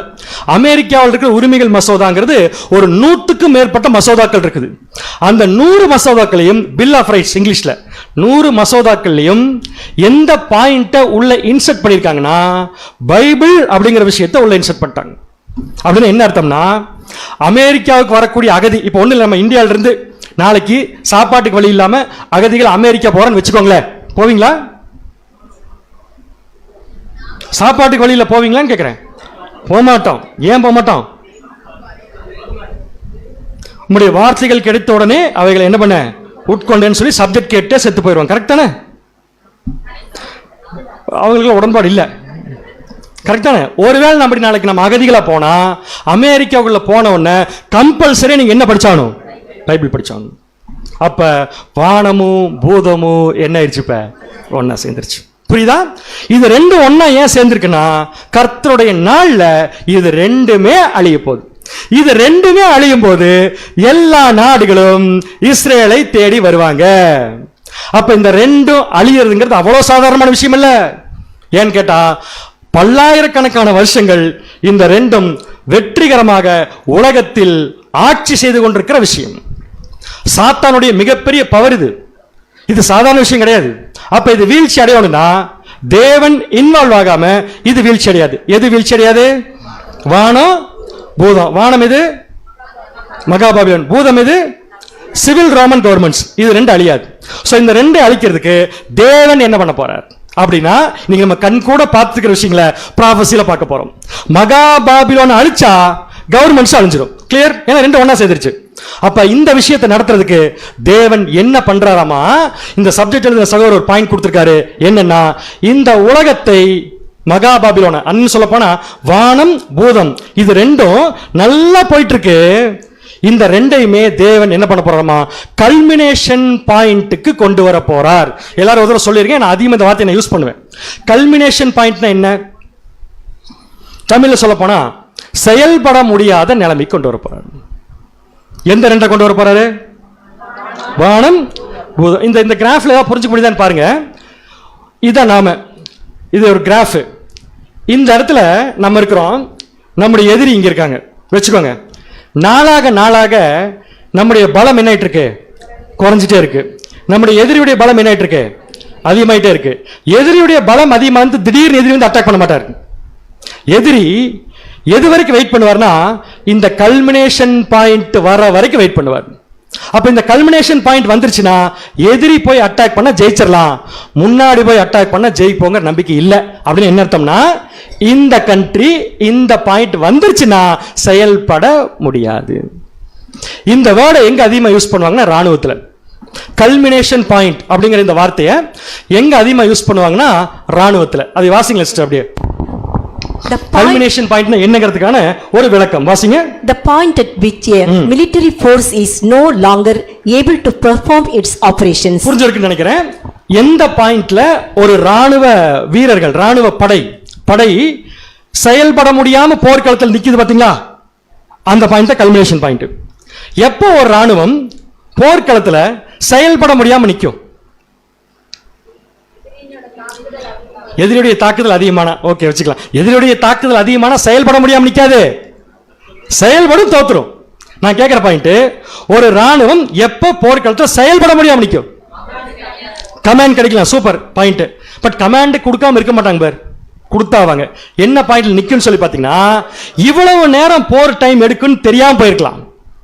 அப்படின்னா அவங்க எடுத்துட்டு போற ஆயுதங்கள் இவ்வளவு நேரத்துக்கு தான் யூஸ் ஆயிருக்குன்னு நினைச்சு எடுத்துட்டு போயிருப்பாங்க. ஆனா போருடைய டைம் என்ன ஆயிடுச்சு? இப்ப எக்ஸ்டெண்ட் ஆயிடுச்சு. அப்ப போர் டைம் எக்ஸ்டெண்ட் ஆயிடுச்சுன்னா இவங்க கிட்ட சண்டை போடுறதுக்கு என்ன இருக்காது? ஆயுதம் இல்லாம போர்க்களத்துக்கு போனா செயல்படுவாங்களா, செயல்பட மாட்டாங்களா? அதான் செயல்பட முடியாத நிலைமை. அடுத்து இன்னொரு பாயிண்ட் எழுதியிருக்காரு, அவங்க சப்ளை செயின் கட் ஆயிடுச்சுங்கிறார். ஒரு பாயிண்ட், சப்ளை செயின் எடுத்தோம்னா அவங்களுக்கு ஆயுதத்தை கொண்டு வந்து தர வேண்டிய ஒரு மிகப்பெரிய ட்ரக் அல்லது மிகப்பெரிய ட்ரக்ஸ் எல்லாம் என்ன ஆச்சுன்னா திடீர்னு வழியில ஒரு புயல் வெள்ளத்தால கவுந்து போச்சு. இப்ப இவங்க சண்டை போட்டுருக்காங்க, அந்த ஆயுதம் வரல. இப்ப இவங்க எந்த நிலைமைக்கு போயிடுவாங்க? செயல்பட முடியாத நிலைமைக்கு போயிடுவாங்க. அடுத்தது அவர்களுடைய பாதுகாப்பு, அவங்களுடைய கம்யூனிகேஷன் இருக்குல்ல, கம்யூனிகேஷன் கமாண்டோட இருக்கும்ல, அது கட் ஆயிருக்கலாம். கம்யூனிகேஷன் கட் ஆயிடுச்சு, இவங்க என்ன பண்ண முடியாது? இந்த பாயிண்ட்ல எதுக்கு உங்ககிட்ட சொன்ன அனுப்ப? இப்படி நிக்கிறதுக்கு பேர் தான் செயல்பட முடியாத நிலைமை, கல்மினேஷன் பாயிண்ட். இந்த மாதிரி ராணுவம் நிக்குது பாத்தீங்களா செயல்பட முடியாம. இந்த மாதிரி ரெண்டு விஷயத்தை தேவன் கூட நிறுத்த போறார். எந்த ரெண்டு விஷயம்? வானம் ஒண்ணு, பூதம். வானம் எது? மகாபாபிலோன். பூதம் எது? இந்தியன் கவர்மெண்ட்டுக்கு என்ன பேரு? இந்தியன் கவர்மெண்ட்டுக்கு என்ன பேருன்னு கேட்டா இந்த சப்ஜெக்ட்ல பூதம். தைரியமா சொல்லணும், பூதங்கள்ல ஒரு பூதம் நாம இருக்கிறது, ஞாபகம் வச்சுக்கோங்க. இதெல்லாம் செயல்பட்டு கொண்டிருக்கு. இப்ப பாபிலோன் எப்படி செயல்படுது? ஒண்ணு இல்ல, ஒண்ணு பிரச்சனை இல்ல. ஆயுத பூஜை அன்னைக்கு ஆயுதத்துக்கு பூஜை போடுவாங்க, பண்றாங்களா இல்லையா? ஓ, இங்க எல்லாம் போட்டிருப்பீங்க போல் இருக்குது. நீங்க யாரை கூட்டு வந்து போடுவாங்க? அந்த சட்டை யார் போடுறாங்களோ அவங்களுக்கு கூட்டு அப்படி என்ன அர்த்தம் தெரியுமா? இன்னைக்கு செயல்பட்டு தான் இருக்கிறாங்க. அடுத்தது நல்லா யோசிச்சுக்கோங்க, கிறிஸ்துமஸ் எப்படி இருக்காங்க? வேறு எவ்வளவு விஷயம் எத்தனை பேருக்கு நல்லாவே தெரியும், இயேசு கிறிஸ்து டிசம்பர் 25 பிறக்கலைன்ட்டு. ஆனா கிறிஸ்துமஸ் கொண்டாடுறாங்களா இல்லையா? அப்படின்னு இவங்க இப்ப என்ன பண்ணிட்டு இருக்காங்க? செயல்படாம இருக்காங்களா, செயல்பட்டு இருக்காங்களா? கவர்மெண்ட் எல்லாம் இப்ப செயல்படாம இருக்கா, செயல்பட்டு இருக்கா? செயல்பட்டு இருக்குது. எப்படி கண்டுபிடிக்கலாம்? இந்த கட்சியை பத்தி அந்த கட்சி பேசுது, அந்த கட்சி பத்தி இந்த கட்சி பேசுது. இவங்க ரெண்டு பேருக்கும் ஆட்சி செய்யணுங்கிற ஆசை இருக்கு. ஆனா செயல்பட முடியாத நிலைமை வரும்போது ரெண்டு பேருக்கு ஆசை இல்லாம பயந்து வாங்கி நிப்பாங்க, ஐயா எங்களை விட்டுருங்கன்ட்டு. இந்த பாயிண்ட்டுக்கு தேவன் என்னைக்கு கொண்டு வராரோ அன்னைக்கு புறஜாதியாரில் 10 மனுஷர், கரெக்டானே, ஒரு யூதனுடைய வஸ்திரத்தங்களை 10 பேர் பிடிச்சிட்டு எங்கப்பா கடவுள் இருக்கான்னு சொல்லி கேட்பாங்க. சோ இப்ப நம்முடைய பாயிண்ட் பூரா எந்த பாயிண்ட்க்கு வந்துருச்சு? Culmination point. கல்மினேஷன் பாயிண்ட் வரணும்னா எதெல்லாம் அழியணும்? வான அழியணும். வான அழியுமா? ப்ராஃபஸி பார்க்கலாமா? வாசிக்கலாம் பாருங்க. ஏசாயா 28ஆம் அதிகாரம் 14ஆம் வசனம். ஏசாயா 28ஆம் அதிகாரம் 14ஆம் வசனம். ஆகையால் எருசலேமில் உள்ள இந்த ஜனத்தை ஆளுகிற நிந்தனைக்காரரே, கர்த்தருடைய வார்த்தையை கேளுங்கள். என்னங்க பாரு, ஏசாயால வசனம் போட்டு மகா பாபிலோன படமா போட்டிருக்கீங்க. இந்த இடத்துல பாபிலோனை பத்தி ஒண்ணுமே வரலையே. வசனத்துல வந்திருக்கா பாருங்க பாபிலோனை பத்தி. நிந்தைக்காரர் என்ன பாபிலோனா, பக்கத்து வீட்டுக்காரர் கூட நிந்தைக்காரரு. இங்க ஐடென்டிபிகேஷன் பாத்தீங்கன்னா நல்லா கவனிங்க, எருசலேமில் உள்ள இந்த ஜனம். அப்ப எருசலேம்ல யார் இருக்கா? இல்ல, எருசலேம்ல யார் இருக்கா? ஜனம் இருக்காங்க. ஜனம் இருக்காங்க, கரெக்டா? இந்த எருசலேம் எந்த எருசலேம் இல்லைன்னா இப்ப இருக்கிற இஸ்ரேல் இருக்கிற எருசலேம் இல்ல. இல்ல, ஏன்னா அங்க நிந்தைக்காரர் ஆட்சி பண்றாரு இப்ப இல்ல. அடுத்தது பரம எருசலேம் இல்ல. நமக்கு தெரிஞ்ச 2 எருசலேம் தான், கரெக்டா பேர்? ஒன்னு இப்ப இருக்கிற எருசலேம், இன்னொன்னு அதுல நிந்தைக்காரர் ஆட்சி பண்ணுவாரா? இல்ல. அப்படின்னா எருசலேமே ஆட்சி பண்ண போற நிந்தைக்காரங்கிறது யாருன்னு பாத்தீங்கன்னா நாங்க தான் எருசலேம்னு சொல்லிட்டு இருக்கிற மகா பாபிலோன். புரியுதா உங்களுக்கு? இப்ப அவங்கள பார்த்து ஏசாயா மூலம் தேவன் என்ன சொல்றாருன்னா, கர்த்தருடைய வார்த்தை என்ன பண்ணுங்க, நீங்க கேளுங்க. ஏன் கேட்காம விட்டீங்கன்னா உங்களை கொண்டு போய் செயல்பட முடியாத இடத்துல தேவன் நிறுத்திவார். தொடர்ந்து வாசிக்கலாமா? ஏசாயா 28ஆம் அதிகாரம் 15ஆம் வசனம். ஏசாயா 28ஆம் அதிகாரம் 15ஆம் வசனம். நீங்கள் மரணத்தோடு உடன்படுத்தி. யார் இந்த நீங்கள்? மகாபாபிலோன் போட்டோ பாத்தீங்களா? மகாபாபிலோன். இதுக்கு பேரு பேதுரு என்ன வச்சார்? பூதமா? மாறிக்கொரு என்ன வரணும்? வானம். வானம் அழியுமா அழியாத பேர்? ரெண்டு ஒன்னா இருக்கா தனித்தனியா இருக்கா? வானமும் பூதமும். அப்ப ஒன்னு அழிஞ்சா எது அழிஞ்சிடும்? இன்னொன்னு அழிஞ்சிடும். இதனால எப்படி அது அழிய போகுதுன்னு அப்புறம் பார்க்கலாம். முதல்ல இது எப்படி அழிய போகுதுன்னு பார்க்கலாம். இப்ப என்ன சொல்றாரு? நீங்கள் மரணத்தோட உடன்படிக்கையும் பாதாளத்தோட ஒப்பந்தமும் பண்ணினோம். என்ன பண்ணிருக்காங்களாமா பாபிலோனு? இல்ல முதல்ல இருந்து வாங்க. மரணத்தோட உடன்படிக்கை போட்டாங்க. அடுத்தது பாதாளத்தோட ஒப்பந்தம் பண்ணிட்டாங்க. உண்மையா? பாபிலோன் மரணத்தோட உடன்படிக்கை போட்டிருக்காங்களா? பாதாளத்தோட ஒப்பந்தம் பண்ணிருக்காங்களா? ஆமான்னு சொல்றீங்க, கரெக்ட். எப்படி? சாத்தான். அவங்க மரணத்தோட என்ன உடன்படிக்கை பண்ணிருக்காங்கன்னா, உடன்படிக்கை என்னங்க பேர்? அக்ரிமெண்ட், கரெக்டா? அக்ரிமெண்ட்னால அக்ரி, மரணமும் இவங்க அக்ரி பண்ணிட்டாங்க. என்னன்ட்டு மகாபாபிலோன் சொல்லுது, எல்லா ஜனங்களையும் கூப்பிட்டு வந்து கிறிஸ்துமஸ் கொண்டாட வச்சு, பர்த்டே கொண்டாட வச்சு, நியூ இயர் கொண்டாட வச்சு பாதாளத்துக்கு சாரி மரணத்துக்கு அனுப்பிச்சிடுறோம். புரியுது என்ன சொல்றாங்க? எல்லாத்தையும் தவறாம நான் உங்ககிட்ட அனுப்பிச்சிடுறோம் அப்படின்னு சொல்லி இன்னைக்கு எல்லாத்தையும் கெடுத்துட்டு இருக்கிறது யாரு? மகாபாபிலோன். செகண்ட் பாயிண்ட், பாதாளத்தோட என்ன உடன்படிக்கை பண்ணிருக்காங்க? ஒரு க்ளூ தரேன். இன்னைக்கு மத்தியானம் பார்க்க போற சப்ஜெக்ட் நரகம். உடன்படிக்கை பண்ணிருக்காங்களா? என்ன உடன்படிக்கை? எங்களுக்கு மட்டும் நீங்கள் இதை செய்யாவிட்டால், ஜனங்கிட்ட சொல்றது நிந்தைக்காரர், இது எருசலேமை ஆறக்கூடிய நிந்தைக்காரர் சொல்றாரு, நீங்க எங்களுக்கு இதை செய்யல அதை செய்யலினாலோ அல்லது நீங்க ஏதாவது ஒண்ணு நாங்க சொல்றத பண்ணாமட்டாலோ உங்களை எங்க கொண்டு போய் போட்டுருவோம் நாங்க. இதுக்கு பேர் தான் பாதாளத்தோட என்ன பண்ணிருக்காங்களாமா? ஒப்பந்தம் பண்ணிருக்க. எதை வச்சு ஒப்பந்தம் போட்டிருக்காங்க? வாசிங்க, தொடர்ந்து வாசிங்க. வாதை பெருவெள்ளமாய் புரண்டு வந்தாலும், எங்களுக்கு அதை பத்தில கவலை கிடையாது. வாதை பெருவெள்ளமாய் புரண்டு வந்தாலும் எங்களை அணுகாது. எங்களை என்ன பண்ணாது? அது அணுகவே அணுகாது. ஒத்துக்கலாங்க சொன்னா யாரும் ஒத்துக்கிறது இல்ல. நெக்ஸ்ட், நாங்கள் பொய்யை எங்களுக்கு அடைக்கலமாக. இவங்களுடைய மிகப்பெரிய ஆயுதம் என்ன கேட்டீங்கன்னா பொய். உங்களுக்கு தெரிஞ்ச வசனம் சொல்லுங்க பாபிலோனை பத்தி, பொய்ய பத்தி. பொய்யனும் சூப்பர், அருமையான பதில். இவங்களுக்கு ஆயுதமே தான் பொய். அப்ப இவங்களை செயல்பட முடியாம வைக்கணும்னா எதை வச்சு அடிக்கணும்? பொய்யா? வேற இவங்களுக்கு ஆயுதமே பொய். அப்ப இவங்களை ஜெயிக்கணும், செயல்பட முடியாத நிலைமையில் கொண்டு வைக்கணும்னா எதை வச்சு அடிக்கணும்? உண்மை. புரிஞ்சு உங்களுக்கு? அந்த உண்மைதான் இப்ப நம்ம படிச்சுட்டு இருக்கிற சத்தியம். நல்லா புரிஞ்சுக்கோங்க. சோ பொய்யை எங்களுக்கு அடைக்கலமாக்கி மாயையின் மறைவிலே வந்து அடைந்தோம் என்கிறீர்கள். எந்த மறைவில் உட்கார்ந்து இருக்காங்கன்னா மாயையின் மறைவிலே வந்து என்ன பண்ணிருக்கோம் நாங்க? அடைந்தோம் என்கிறீர்களே. மகா பாபிலோன், நல்லா கவனிச்சுக்கோங்க, உங்களுக்கு ஆயுதம் பொய். தேவன் இவங்களை செயல்பட முடியாத நிலைமை கொண்டு போறதுக்கு கொண்டு வர ஆயுதம் உண்மை. பொய்யை கொண்டு வரது மகா பாபிலோன், உண்மைங்கிற ஆயுதத்தை கொண்டு வந்து இவங்களை செயல்பட முடியாம வைக்க போறது யார்? சியோன். அடுத்த வசனம் ஏசாயா 28:16. ஏசாயா 28:16. ஆதலால் கர்த்தராகிய ஆண்டவர் உரைக்கிறதாவது, இதோ அஸ்திபாரமாக ஒரு கல்லை நான் சியோனிலே வைக்கிறேன். இப்ப சொல்லுங்க, சியோன் எதை குறிக்கும்? சபைன்னு சொல்ற ஸ்பிரிச்சுவல் ரூலிங் கிங்டம். அதை கொண்டு தேவன் வைக்க போற எதுக்கு? இவங்களுக்கு அகைன்ஸ்டா. நெக்ஸ்ட், அது பரீட்சிக்கப்பட்டதும். அந்த கல் யாரும் இல்லைங்க, நம்ம தான். அந்த கல் எப்படிப்பட்ட கல்? பரீட்சிக்கப்பட்ட கல்லும் விலையேற பெற்றதும். எக்ஸ்பென்சிவ், காஸ்ட்லி, யாரும் வாங்கவே முடியாது. விலையேற பெற்றதும் திட அஸ்திபாரம் உள்ளதுமான மூளைக்கல்லாய் இருக்கும். விசுவாசிக்கிறவன் பதறான். விசுவாசிக்கிறவன் என்ன பண்ண மாட்டான்? பதறவே மாட்டான். புரிஞ்சு உங்களுக்கு? இந்த சியோன் உண்மை என்ற ஆயுதத்தை கொண்டு வந்து மகா பாபிலோன் இருக்கிற பொய்ங்கிற ஆயுதத்தை அழிப்பதற்கு தேவன் அவங்களுக்கு எதெல்லாம் கொடுக்கிறான்னு பாத்தீங்கன்னா நியாயம், நீதி. வாசிக்கலாம் ஏசாயா 28:17. ஏசாயா 28:17. நான் நியாயத்தை நூலும் நீதியை தூக்கு நூலுமாக வைப்பேன். பொய் என்னும் அடைக்கலத்தை கல்மழை அழித்துவிடும். புரிஞ்சவங்களுக்கு? பொய் என்னும் அடைக்கலத்தை எது அழிச்சிரும்? கல்மழை பெய்ய வைக்க போறது யாரு? சியோன். எங்க வச்சிட்டாரு? மூளைக்கல்ல சியோன்ல வச்சிட்டார். அழித்திரும். மறைவிடத்தை ஜல பிரவாகம் அடித்துக் கொண்டு, ஏன்னா மறைஞ்சுதான் இருக்கீங்க நீங்க, பொய்க்கு பின்னாடி மறைஞ்சிருக்கீங்க இல்லையா? உங்க மறைவிடத்தை ஜல பிரவாகம் வந்து என்ன பண்ணிரும்? அழிச்சிரும். உங்க மறைவிடத்தை ஜல பிரவாகம் அழிச்சிருச்சுன்னா, உங்க பொய்ய உண்மை வந்து ஜெயிச்சிருச்சுன்னா நீங்க வெட்ட வெளியில் நிப்பீங்க. சொல்றாரு பாருங்க பாபிலோனை பத்தி. ஏசாயா 28:18.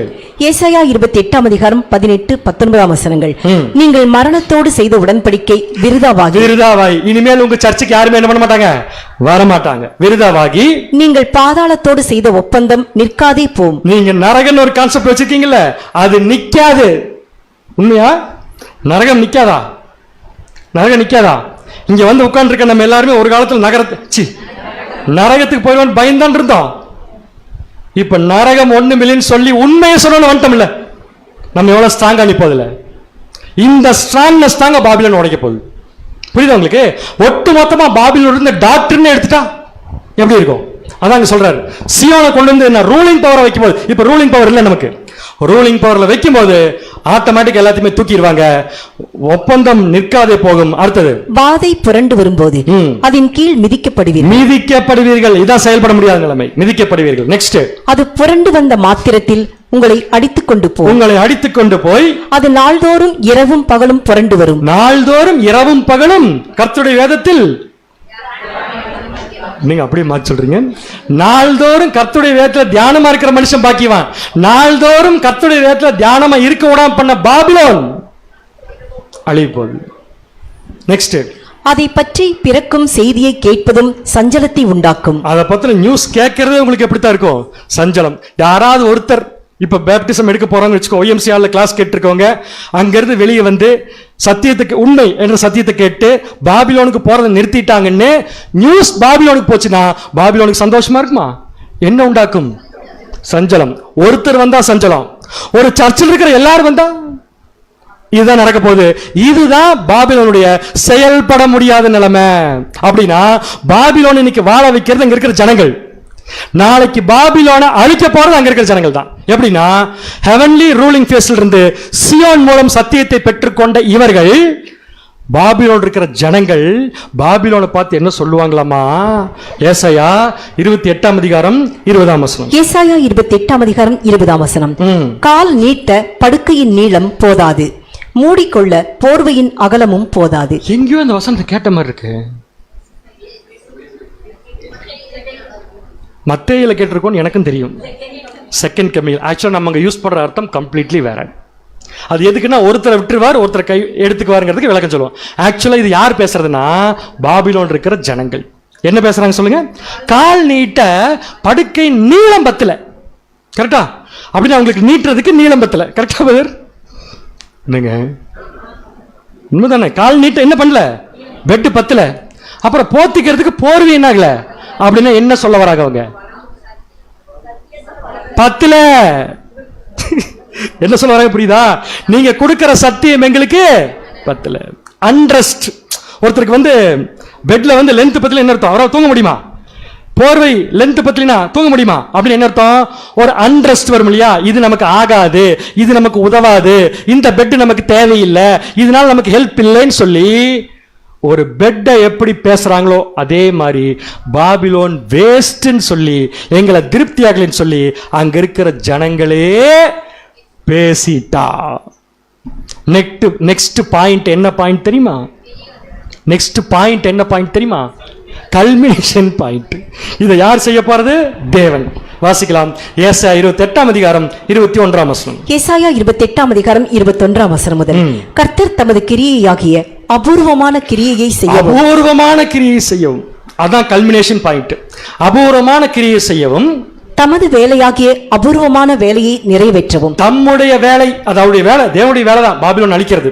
தம்முடைய வேலையாகிய அபூர்வமான வேலையை நிறைவேற்றவும் அவர் பெராத்சீம் மலையிலே எழும்பினது போல எழும்பி கிபியோனின் பள்ளத்தாக்கில் கோபம் கொண்டது போல கோபம் கொள்வார். இதெல்லாம் பைபிள் இருக்கிற உதாரணங்கள். அந்த மாதிரி தேவன் கோபம் கொள்வார். 22ஆம் வசனம். இப்பொழுதும் உங்கள் கட்டுகள் பலத்து போகாதபடி. உங்கள் கட்டுக்கள் என்ன போகாது?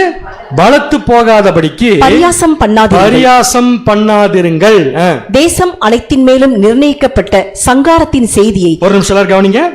தேசம் அனைத்தின் மேல் நிர்ணயிக்கப்பட்ட சங்காரத்தின் செய்தியை சேனைகளின் கர்த்தராகிய ஆண்டவராலே கேள்விப்பட்டு. இப்ப கேள்வினா, இந்த தேசம்ங்கிறது எந்த தேசம்? தேசம் அனைத்தின் மேலும் நிர்ணயிக்கப்பட்ட சங்காரம் வருது இல்லையா? இந்த தேசம் எந்த தேசம் கேட்கிறேன்? இப்ப ஆரம்பிக்கிறப்ப எருசலேம் வந்துச்சு இல்லையா? அது இப்ப இருக்கிற எருசலேம் இல்ல, மகா எருசலேம் இல்ல, பரம எருசலேம் இல்ல, தங்களை எருசலேம் சொல்லிட்டு இருக்கிற பாபிலோன். அப்ப பாபிலோன்ல அடுத்து என்ன செய்தி கேட்க போகுது? சங்காரத்தின் செய்தி. இந்த சங்காரத்தின் செய்தி கேட்கறது தான் செயல்பட முடியாத. இப்ப சிம்பிளா உங்ககிட்ட ஒரு விஷயம் கேட்குமா? பாபிலோன் சாத்தானுடைய ஆயுதமா, தேவனுடைய ஆயுதமா? சகோதரர் யார் பதிலே சொல்ல மாட்டேங்கிறீங்க? பாபிலோன் தேவனுடைய ஆயுதமா சாத்தானுடைய ஆயுதமா? சாத்தான். சாத்தான் எதை வச்சு போல போட்டுட்டு இருக்கிறான்? பொய். அப்ப அவங்களை ஜெயிக்கிறதுக்கு தேவன் எதை கொண்டு வருவார்? அப்படின்னா உண்மைக்கும் பொய்க்கு ஒத்து வருமா? ஒத்து வருமா? உண்மை வந்துச்சுன்னா பொய் நிக்குமா? இதை ஏற்கனவே தேவன் ஆபிரகாம்கிட்ட சொல்லியிருக்கார். வானமும் பூதமும் உங்களுக்கு எதிரின்னு ஆபிரகாமுடைய சந்ததிக்கு சொல்லியிருக்கார். எங்க சொல்லியிருக்காரு? ஆதியாமத்தில் சொல்லியிருக்கார். கண்டிப்பா உங்களுக்கு ஒரு பிரைஸ் கொடுத்தாடும். ஆதியாமத்தில் தான் ஆபிரகாம்கிட்ட சொல்லுவார். வாசிங்க. ஆதியாகம் 22ஆம் அதிகாரம் 17ஆம் வசனம். ஆதியாகமம் 22ஆம் அதிகாரம் 17ஆம் வசனம். நான் உன்னை ஆசீர்வதிக்கவே ஆசீர்வதித்து உன் சந்ததியை வானத்து நட்சத்திரங்களைப் போலவும் கடற்கரை மணலைப் போலவும் பெருகவே பெருக பண்ணுவேன். எல்லாரும் கரெக்டா டேர்ம் சொல்லுங்க. வானத்து நட்சத்திரம், கடற்கரை மணல் எப்படி சொல்லுவீங்க? நீங்க எப்படி சொல்லுவீங்க? சபை, உலக ஜனங்கள். யாருக்கு? கண்டிப்பா உங்களுக்கு எல்லாம் பிரைஸ் கொடுத்து, அதாவது ஞாயிற்றுக்கிழமை கன்ஃபியூஸ் ஆகிறது தப்பே கிடையாது. ஆனா இப்படி கன்ஃபியூஸ் ஆகுது ரொம்ப ரொம்ப தப்பு. வானத்து நட்சத்திரங்கிறது ஹெவன்லி ரூலிங் கிங்டம், கடற்கரை மணல்ங்கிறது எர்த்லி ரூலிங் கிங்டம். கரெக்டா புரிஞ்சா? ஹெவன்லி ரூலிங் கிங்டத்துக்கு என்ன பேரு? சியோன். எர்த்லி ரூலிங் கிங்டத்துக்கு என்ன பேரு? முற்பிதாக்கல இப்பதானே படிச்சான். எருசலேம். அங்க ஒரு எருசலேம், இங்க ஒரு எருசலேம். புரியுது உங்களுக்கு? இந்த ரெண்டு சேர்ந்து ரெண்டு உடைக்க போகுது. எந்த ரெண்ட? வானம். இப்ப வானமும் பூதமும் வானத்து நட்சத்திரம் கடற்கரை மணலுக்கு என்ன சத்ரு? இப்ப சொல்ற பாருங்க. கடற்கரை மணலை வானத்து நட்சத்திரங்களை போலவும் கடற்கரை மணலை போலவும் பெருகவே பெருக பண்ணுவேன் என்றும் உன் சந்ததியார். யார் இந்த உன் சந்ததியார்? அங்க இருக்கிற எருசலேம், இங்க இருக்கிற எருசலேம், ரெண்டு பேர் சேர்ந்து தங்கள் சத்துருக்களின் வாசல்களை சுதந்திரித்துக் கொள்ள. இந்த சத்துரு தான் இப்ப ரெண்டு பேர். யார் அது? வானம். இப்ப வானம் எப்படி அழிய போகுதுன்னு ப்ராஃபஸி பார்த்துட்டுமா? பாபிலோன் எப்படி அழிய போகுதுன்னு பட்டமா? இப்ப இந்த சப்ஜெக்ட் எழுதின சகோதரர் இந்த வானமும் பூமியும் சேர்ந்து எப்படி அழிய போகுதுங்கிறதுக்கு ஒரு 5 ப்ரூஃப் இப்ப நடக்கிற விஷயத்தை பத்தி கொடுத்திருக்காரு. கல்மினேஷன் பாயிண்ட்டுக்கு எப்படி போறாங்க? ஒரே ஒரு விஷயம், கல்மினேஷன் பாயிண்ட்டுக்கு போகாம இவங்க யூதனுடைய வஸ்திரத்தை உங்களை பிடிச்சிட்டு தேவன் உங்களோட இருக்காருன்னு கேட்க போறதில்லை. இப்ப இருக்கிற மரியாதை இருக்கும் இல்லாட்டி. அப்ப அந்த கல்மினேஷன் பாயிண்ட் போறதுக்கு ஏசாயா சொன்ன தீர்க்கதரிசனத்தின் மூலம் வானம் எப்படி அழிய போகுதுன்னு பார்த்துட்டோம். அடுத்தது வானத்தோட சேர்ந்து பூதம் எப்படி அழிய போகுது. 5 ப்ரூஃப் கொடுக்கிறார். Destruction of Christendom right before our eyes. நம்ம கண்ணுக்கு முன்னாடி எப்படி பாபிலோன் அழிய போகுதுங்கிறதுக்கு 5 ப்ரூஃப் இருக்குன்னு சொல்றார். முதல் ப்ரூஃப் உலகளாவிய தொற்று. உலகளாவிய தொற்றுங்கிறதுக்கு சரியான பேர் இப்ப நம்ம வைக்கணும்னா கோவிட் சொல்லலாம், கொரோனா சொல்லலாம். இந்த கொரோனானால எப்படி கல்மினேஷன் பாயிண்ட் வரும்? ஒரு சிலர் கொரோனாவே உலகம் அழிஞ்சு போச்சுன்னு சொல்லிட்டாங்க. கொரோனா உலகம் அழிகிற விஷயம் இல்ல, 3rd வேர்ல்டு வார் இல்ல. கொரோனா கல்மினேஷன் பாயிண்ட் கொண்டு போற ஆயுதம். கொரோனா வந்தா எப்படி கல்மினேஷன் பாயிண்ட் போகுனா சகோதரர்களால யோசிக்க வேண்டிய விஷயம் தான். இந்த கோவிட் வந்ததுக்கு முன்னாடி பாபிலோன் எப்படி இருந்துச்சு, கோவிட் வந்ததுக்கு அப்புறம் பாபிலோன் எப்படி இருக்கு? ரெண்டுக்கு என்ன வித்தியாசம்? கோவிட் வந்ததுக்கு முன்னாடி கோவிட் இல்லாம இருந்தாங்க, கோவிட் வந்ததுக்கு அப்புறம் சில பேர் செத்து போயிட்டாங்க, உயிரோடு இருக்கவங்க போயிட்டு இருக்காங்க. ரெண்டுக்கு என்ன வித்தியாசம்? கோவிட் வர்றதுக்கு முன்னாடி attendance in churches was very huge. எக்கச்சக்கமான ஜனங்கள் சர்ச்சுக்கு கூட்டம் கூட்டமாக போயிட்டு இருந்தாங்க. நீங்க கிறிஸ்டியன்ஸ் பொறுத்த வரைக்கும் ஞாயிற்றுக்கிழமை சர்ச்சுக்கு போகாமல் இருந்தாங்கன்னா தூங்க முடியாது உங்களால. உண்மைதானே? நம்ம கூட அப்படித்தான். சில பேர் ஞாயிற்றுக்கிழமை சர்ச்சுக்கு போகலன்னு என்னங்க நமக்கு? சிரிக்க கூடாது, நீ பார்த்து பதில் சொல்லணும். ஞாயிற்றுக்கிழமை சர்ச்சுக்கு போகல நமக்கு என்ன ஆகும்? என்ன அருமையான ஒரு பதில் பாருங்களேன், குத்துதில்ல உள்ள. இதே மாதிரி ஒவ்வொரு சத்தியத்தை கேட்டு பாருங்க, கண்டிப்பா குத்து நமக்குள்ள. நம்ம பெயர் கிறிஸ்தவர்கள் அல்ல, ஆனா பெயர் கிறிஸ்தவர்கள் கண்டிப்பா சொல்றேன், ஞாயிற்றுக்கிழமை சர்ச்சுக்கு போறத ஒரு மிகப்பெரிய பாரம்பரியமா கொண்டு இருந்தாங்க. ஏன்னா பக்கத்து வீட்டில் கேட்பாங்க ஏன் சர்ச்சுக்கு போலின்ட்டு. ஆனா கோவிட் வந்ததுக்கு அப்புறம் கம்ப்ளீட்டா சர்ச்சஸ்னுடைய அட்டெண்டன்ஸ் குறைஞ்சு போச்சு. இது நல்ல எக்ஸ்பீரியன்ஸ் பண்ணவங்க யார் தெரியுங்களா? ஹார்வெஸ்ட் ஒர்க் போறதுக்காக நோட்டீஸ் கொடுக்க போன சகோதர சகோதரிகளுக்கு எனக்கு தெரியும். ஒரே சர்ச்சுக்கு, கோயம்புத்தூர் இருக்கிற ஒரு சர்ச்சுக்கு கோவிடுக்கு முன்னாடி எவ்வளவு நோட்டீஸ் கொடுத்தோம், கோவிட் வந்ததுக்கு அப்புறம் எவ்வளவு நோட்டீஸ் கொடுத்தோம். நம்மளே எடுத்துட்டா கோவிட் வரதுக்கு முன்னாடி ஹார்வெஸ்ட் ஒர்க் பண்றப்ப மொத்தமா கோயம்புத்தூருக்கு 20,000 நோட்டீஸ் அடிச்சு 10 போய் மறுபடியும் அடிச்சோம். போன தடவை எவ்வளவு தெரியுமா அடிச்சோம்? நம்ம 5,000, 4,000, 5,000, 4,000 அவ்வளவுதான். என்ன புரிஞ்சிச்சுன்னா ஜனங்கள் பாபிலோன்ல கூடுற கூட்டம் குறைஞ்சிருச்சு. ஏன்னா பாபிலோனுக்கு மிகப்பெரிய ஆதரவே ஜனங்க தான். இப்ப இந்த கூட்டம் குறைஞ்சதுங்கிறது எதை நோக்கி கொண்டு போயிட்டு இருக்குன்னா, படுக்கிறதுக்கு படுக்கையின் நீளம் 10, போத்திக்கிறதுக்கு போர்வின் அகலம் 10ங்கிற ஃபீலிங் ஜனங்களுக்கு வர ஆரம்பிச்சிருச்சு.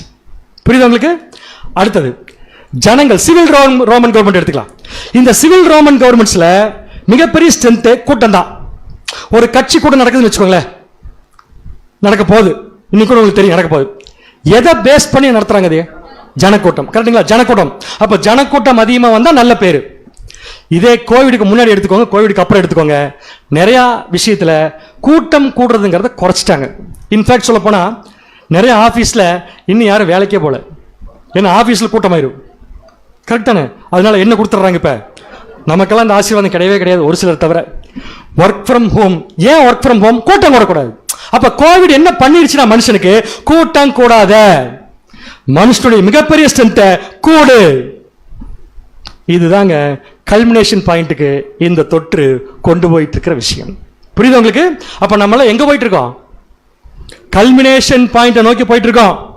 நாளைக்கு ஒரு வேளை சத்தம் போட்டாலும் போடலாம், தயவு செஞ்சு ஆபீஸ்க்கு யாரும் என்ன பண்ணாதீங்க, வராதீங்க, மாசத்துல 15 நாள் மட்டும் வந்தா போதும் சொல்லலாம், வாய்ப்பு இருக்கு. ஏன்னா இந்த ஒரு கல்ச்சர், இந்த கூட்டம் கூடுறங்கிற கல்ச்சர் கோவிடுக்கு அப்புறம் அப்படியே குறைஞ்சிருச்சு. நெக்ஸ்ட் அடுத்த ப்ரூஃப், கிளீன் வாட்டர் நிறைய நாடுகளில் கிடையவே கிடையாதுட்டார். கிளீன் வாட்டர் அப்படின்னா சுகாதாரமான தண்ணீர் எங்கேயுமே கிடையாது. என்ன ஆச்சரியம் சொல்றாருன்னா, நிறைய நாடுகளில் இன்னும் சாக்கடை தண்ணி தான் குடிச்சிட்டு இருக்கிறாங்க. அந்த எண்ணிக்கை அதிகமாகிட்டு தான் போயிட்டு இருக்கு. கழிவு நீரை குடிச்சிட்டு இருக்கிற நாடுகளுடைய எண்ணிக்கை அதிகமாகி போயிட்டு இருக்கு. உங்களுக்கு தெரிஞ்ச நாடு சொல்லுங்க, கழிவு நீர் குடிச்சிட்டு இருக்கிற நாடுகள். ஆப்பிரிக்கன் கண்ட்ரிஸ் சொல்லலாம். நான் ஒரு லிஸ்ட் எடுத்து பார்த்தேன், இது எல்லாமே கழிவு நீரை தான் குடிநீரா குடிச்சிட்டு இருக்கிறாங்க. நீங்க யோசிச்சு பாருங்க, கழிவு நீரை குடிநீரா குடிச்சுட்டா என்ன ஆகும்? நோய் வரும். நோய் வந்தா என்ன வருத்தது? மரணம் வரும். அப்படின்னு என்ன அர்த்தம்? மனுஷனால எத்தனை வருஷம் வாழ முடியுமோ அந்த வருஷத்துக்கு முன்னாடி அவன் என்ன பண்ணிடுவான், இறந்துருவான். இதுவும் எதை நோக்கி போயிட்டு இருக்குன்னா ஒரு கல்மினேஷன் பாயிண்ட். இத்தனை நாடுகள், எத்தியோப்பியா, பாகிஸ்தான் வந்திருக்கு அந்த லிஸ்ட்ல. நான் சொல்றது எல்லாருமே கழிவு நீர் குடிக்கிறாங்க அல்ல, அங்கேயும் கழிவு நீரை குடிச்சிட்டு தான் இருக்கிறாங்க. ஆனா இஸ்ரேல் எப்படி தெரியுங்களா, இதுல நீ கழிவு நீர் கொடுத்தா என்ன, எந்த நீர் கொடுத்தா என்ன, இந்த சப்ஜெக்ட் எடுத்து சகோதரர் போட்டிருக்காரு. அவர் விசிட் பண்ணியிருக்காரு அந்த பிளான்ட்டுக்கு.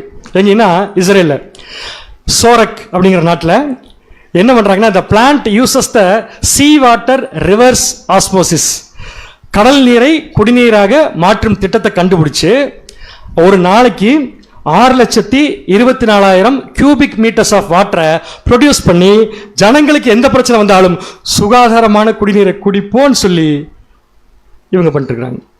இவங்க இப்படி பண்ணிருக்காங்க. சைனால குடிநீர் தட்டுப்பாடு வந்துருச்சு. உடனே சைனீஸ் கவர்மெண்ட் என்ன பண்ணுச்சு தெரியுமா? உங்களுக்கு சைனான்னு சொன்னாலும் என்ன ஞாபகம் வருது? கொரோனா. இந்த கேள்வி இப்ப கேட்டிருக்கூடாது, உண்மைதான். டூப்ளிகேட் வரும், கரெக்ட் சொல்லலாம். இன்னும் சொல்ல போனா சைனான்னு சொல்ல இன்னும் ஞாபகம் பாப்புலேஷன், கரெக்டா? ஆனா உண்மை என்ன தெரியுமா? இந்தியா ஜெயிச்சிருச்சுங்கிறது நமக்கு இந்தியாவால் இதுல எல்லாம் ஜெயிக்காம இருக்கவே முடியாது. ஆனா 2020 அப்புறம் சைனாவுடைய பாப்புலேஷன் குறைஞ்சிருச்சு. காரணம் என்ன? கவர்மெண்ட் என்ன சொல்லுதாமா, குழந்தைகளை நீங்கள் பெற்றுக்கொள்ளாதீர்கள். அது அழகா இருக்கிற சப்ஜெக்ட்ல. there is a population implosion in China because of poor social strategy. சமூகத்தில் எடுத்த முடிவு, நமக்கே குடிக்க தண்ணி இல்லை, நமக்கு குழந்தைகள் பிறந்தா குடிக்க தண்ணி இருக்காதுன்ட்டு குழந்தைகளே பெற்றுக்காதுங்கிற கண்டிஷனுக்கு கவர்மெண்ட் சொல்லி இப்ப கம்ப்ளீட்டா குழந்தைகளுடைய எண்ணிக்கை என்ன ஆயிடுச்சு பார்த்தீங்கன்னா குறைஞ்சிட்டு வருது. இஸ்ரேல் என்ன பண்ணிட்டு இருக்குது, சைனா என்ன பண்ணிட்டு இருக்கு பாருங்க. இஸ்ரேல இருக்கிற வாட்டரை நல்ல தண்ணியா மாத்திட்டு இருக்குது. இவங்க தண்ணி இல்லைங்கிறதுக்காக குழந்தை பெற்றுக்கொள்றத நிறுத்திட்டாங்க, ஸ்டாப் பண்ணிட்டாங்க. இதெல்லாம் சைனாவுடைய மேப்பு. இத்தனை இடத்துல குடிநீர் தட்டுப்பாடு சைனால இருக்கு. ஸோ இது ரெண்டாவது ப்ரூஃப். கல்மினேஷன் பாயிண்ட்டுக்கு சோசியல் சிவில் கவர்மெண்ட்ஸ் போயிட்டு இருக்குங்கிறதுக்கு ரெண்டாவது பாயிண்ட். மூணாவது பாயிண்ட், வார் இன் உக்ரைன். வார் இன் உக்ரைன் சொல்லாமா, வார் இன் ரஷ்யான்னு சொல்லாமா, எப்படி வேணாலும் சொல்லிக்கலாம் இல்லையா? ரஷ்யா, இந்த ரஷ்யாவுடைய போர் நடந்துச்சு இல்லையா உக்ரைன் மேல, நான் ஒரு கேள்வி கேட்கிறேன், ஹானஸ்டா பதில் சொல்லுங்க. ரஷ்யா ஜெயிச்சிருச்சா? நீ பார்க்காதீங்க, தெரிஞ்சா சொல்லுங்க. ரஷ்யா ஜெயிச்சிருச்சா? ஜெயிக்கல. ஏன் ஜெயிக்கல? உக்ரைன் எவ்வளவு பெருசு, ரஷ்யா எவ்வளவு பெருசு? என்னைக்கா யோசிச்சிருக்க மாதிரியே? ஏன் ஜெயிக்கலனா சகோதரர் சொல்றாரு, கல்மினேஷன் பாயிண்ட் அப்படித்தான் ஆகுங்கிறார். ஆக்சுவலா என்னாச்சு, ரஷ்யா உக்ரைன் மேல போர் தொடுத்தத ரஷ்யா ஜனங்களுக்கே பிடிக்கல. எழுதியிருக்காரு ஒரு பாயிண்ட், அநீதின்னு சொல்லிட்டாங்களாமா ஜனங்கள்லாம். ரஷ்யா வந்து உக்ரைன், ஆக்சுவலா உக்ரைன் எங்க இருந்துச்சு முதல்ல? ரஷ்யா கூட இருந்ததுதான், பிரிச்சு போனது அவ்வளவுதான்.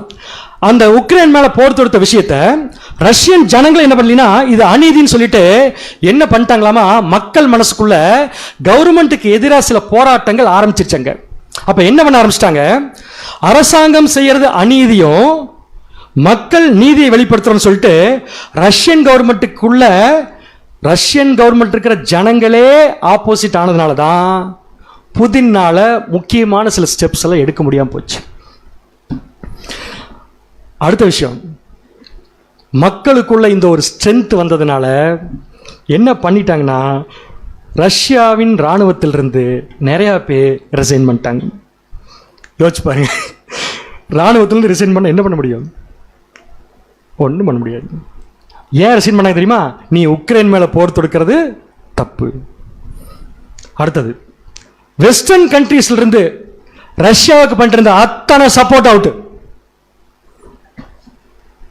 அப்படின்னா என்ன மனுஷனுக்கு தோண ஆரம்பிச்சிச்சுன்னா, இனி போர்னு ஒன்று தொடுத்தோம்னா என்னதான் ஆயுத பலம் இருந்தாலும் சரி, என்னதான் ஆள் பலம் இருந்தாலும் சரி, முறையா செய்யணும் மாட்டிக்கோங்கிற பயம் கவர்மெண்ட்டுக்கு வந்துருச்சு. அப்படின்னு என்ன அர்த்தம்? ஒரு கவர்மெண்டால மக்களை மீறி செயல்பட முடியாது. இன்னொரு ஆச்சரியமான நியூஸ் சொல்லட்டுமா? ரஷ்யன் ஆர்மியில மிலிட்டரிக்கு ஆள் 10 இருக்கிற ஆள் ரிசைன்மெண்ட் போயிட்டு இருக்காங்க. போர் வந்துருச்சு, ஆள் 10 என்ன பண்ணிருக்காங்கன்னா, ரஷ்யன் கவர்மெண்ட் ரஷ்யாவுடைய ஜெயில் இருக்கும் இல்லையா, ஜெயில் கைதிகளை பூரா மிலிட்டரிக்கு மாத்தி இருக்காங்க. எப்படி இருக்குன்னு பாருங்க இந்த மிலிட்டரி எப்படி இருக்கு. நம்ம ஆளுங்க ஒரு 35 பேர் ரஷ்யன் மிலிட்டரியை வேலை செஞ்சுட்டு இருக்காங்க. நம்ம ஆளுங்கன்னா யாரு? இந்தியா. இந்தியன் கவர்மெண்ட் இன்வால்வ் ஆகி 35 பேர்த்தையும் ரஷ்யாவிலிருந்து இந்தியாவுக்கு திருப்பி அனுப்பிச்சிட்டாங்க.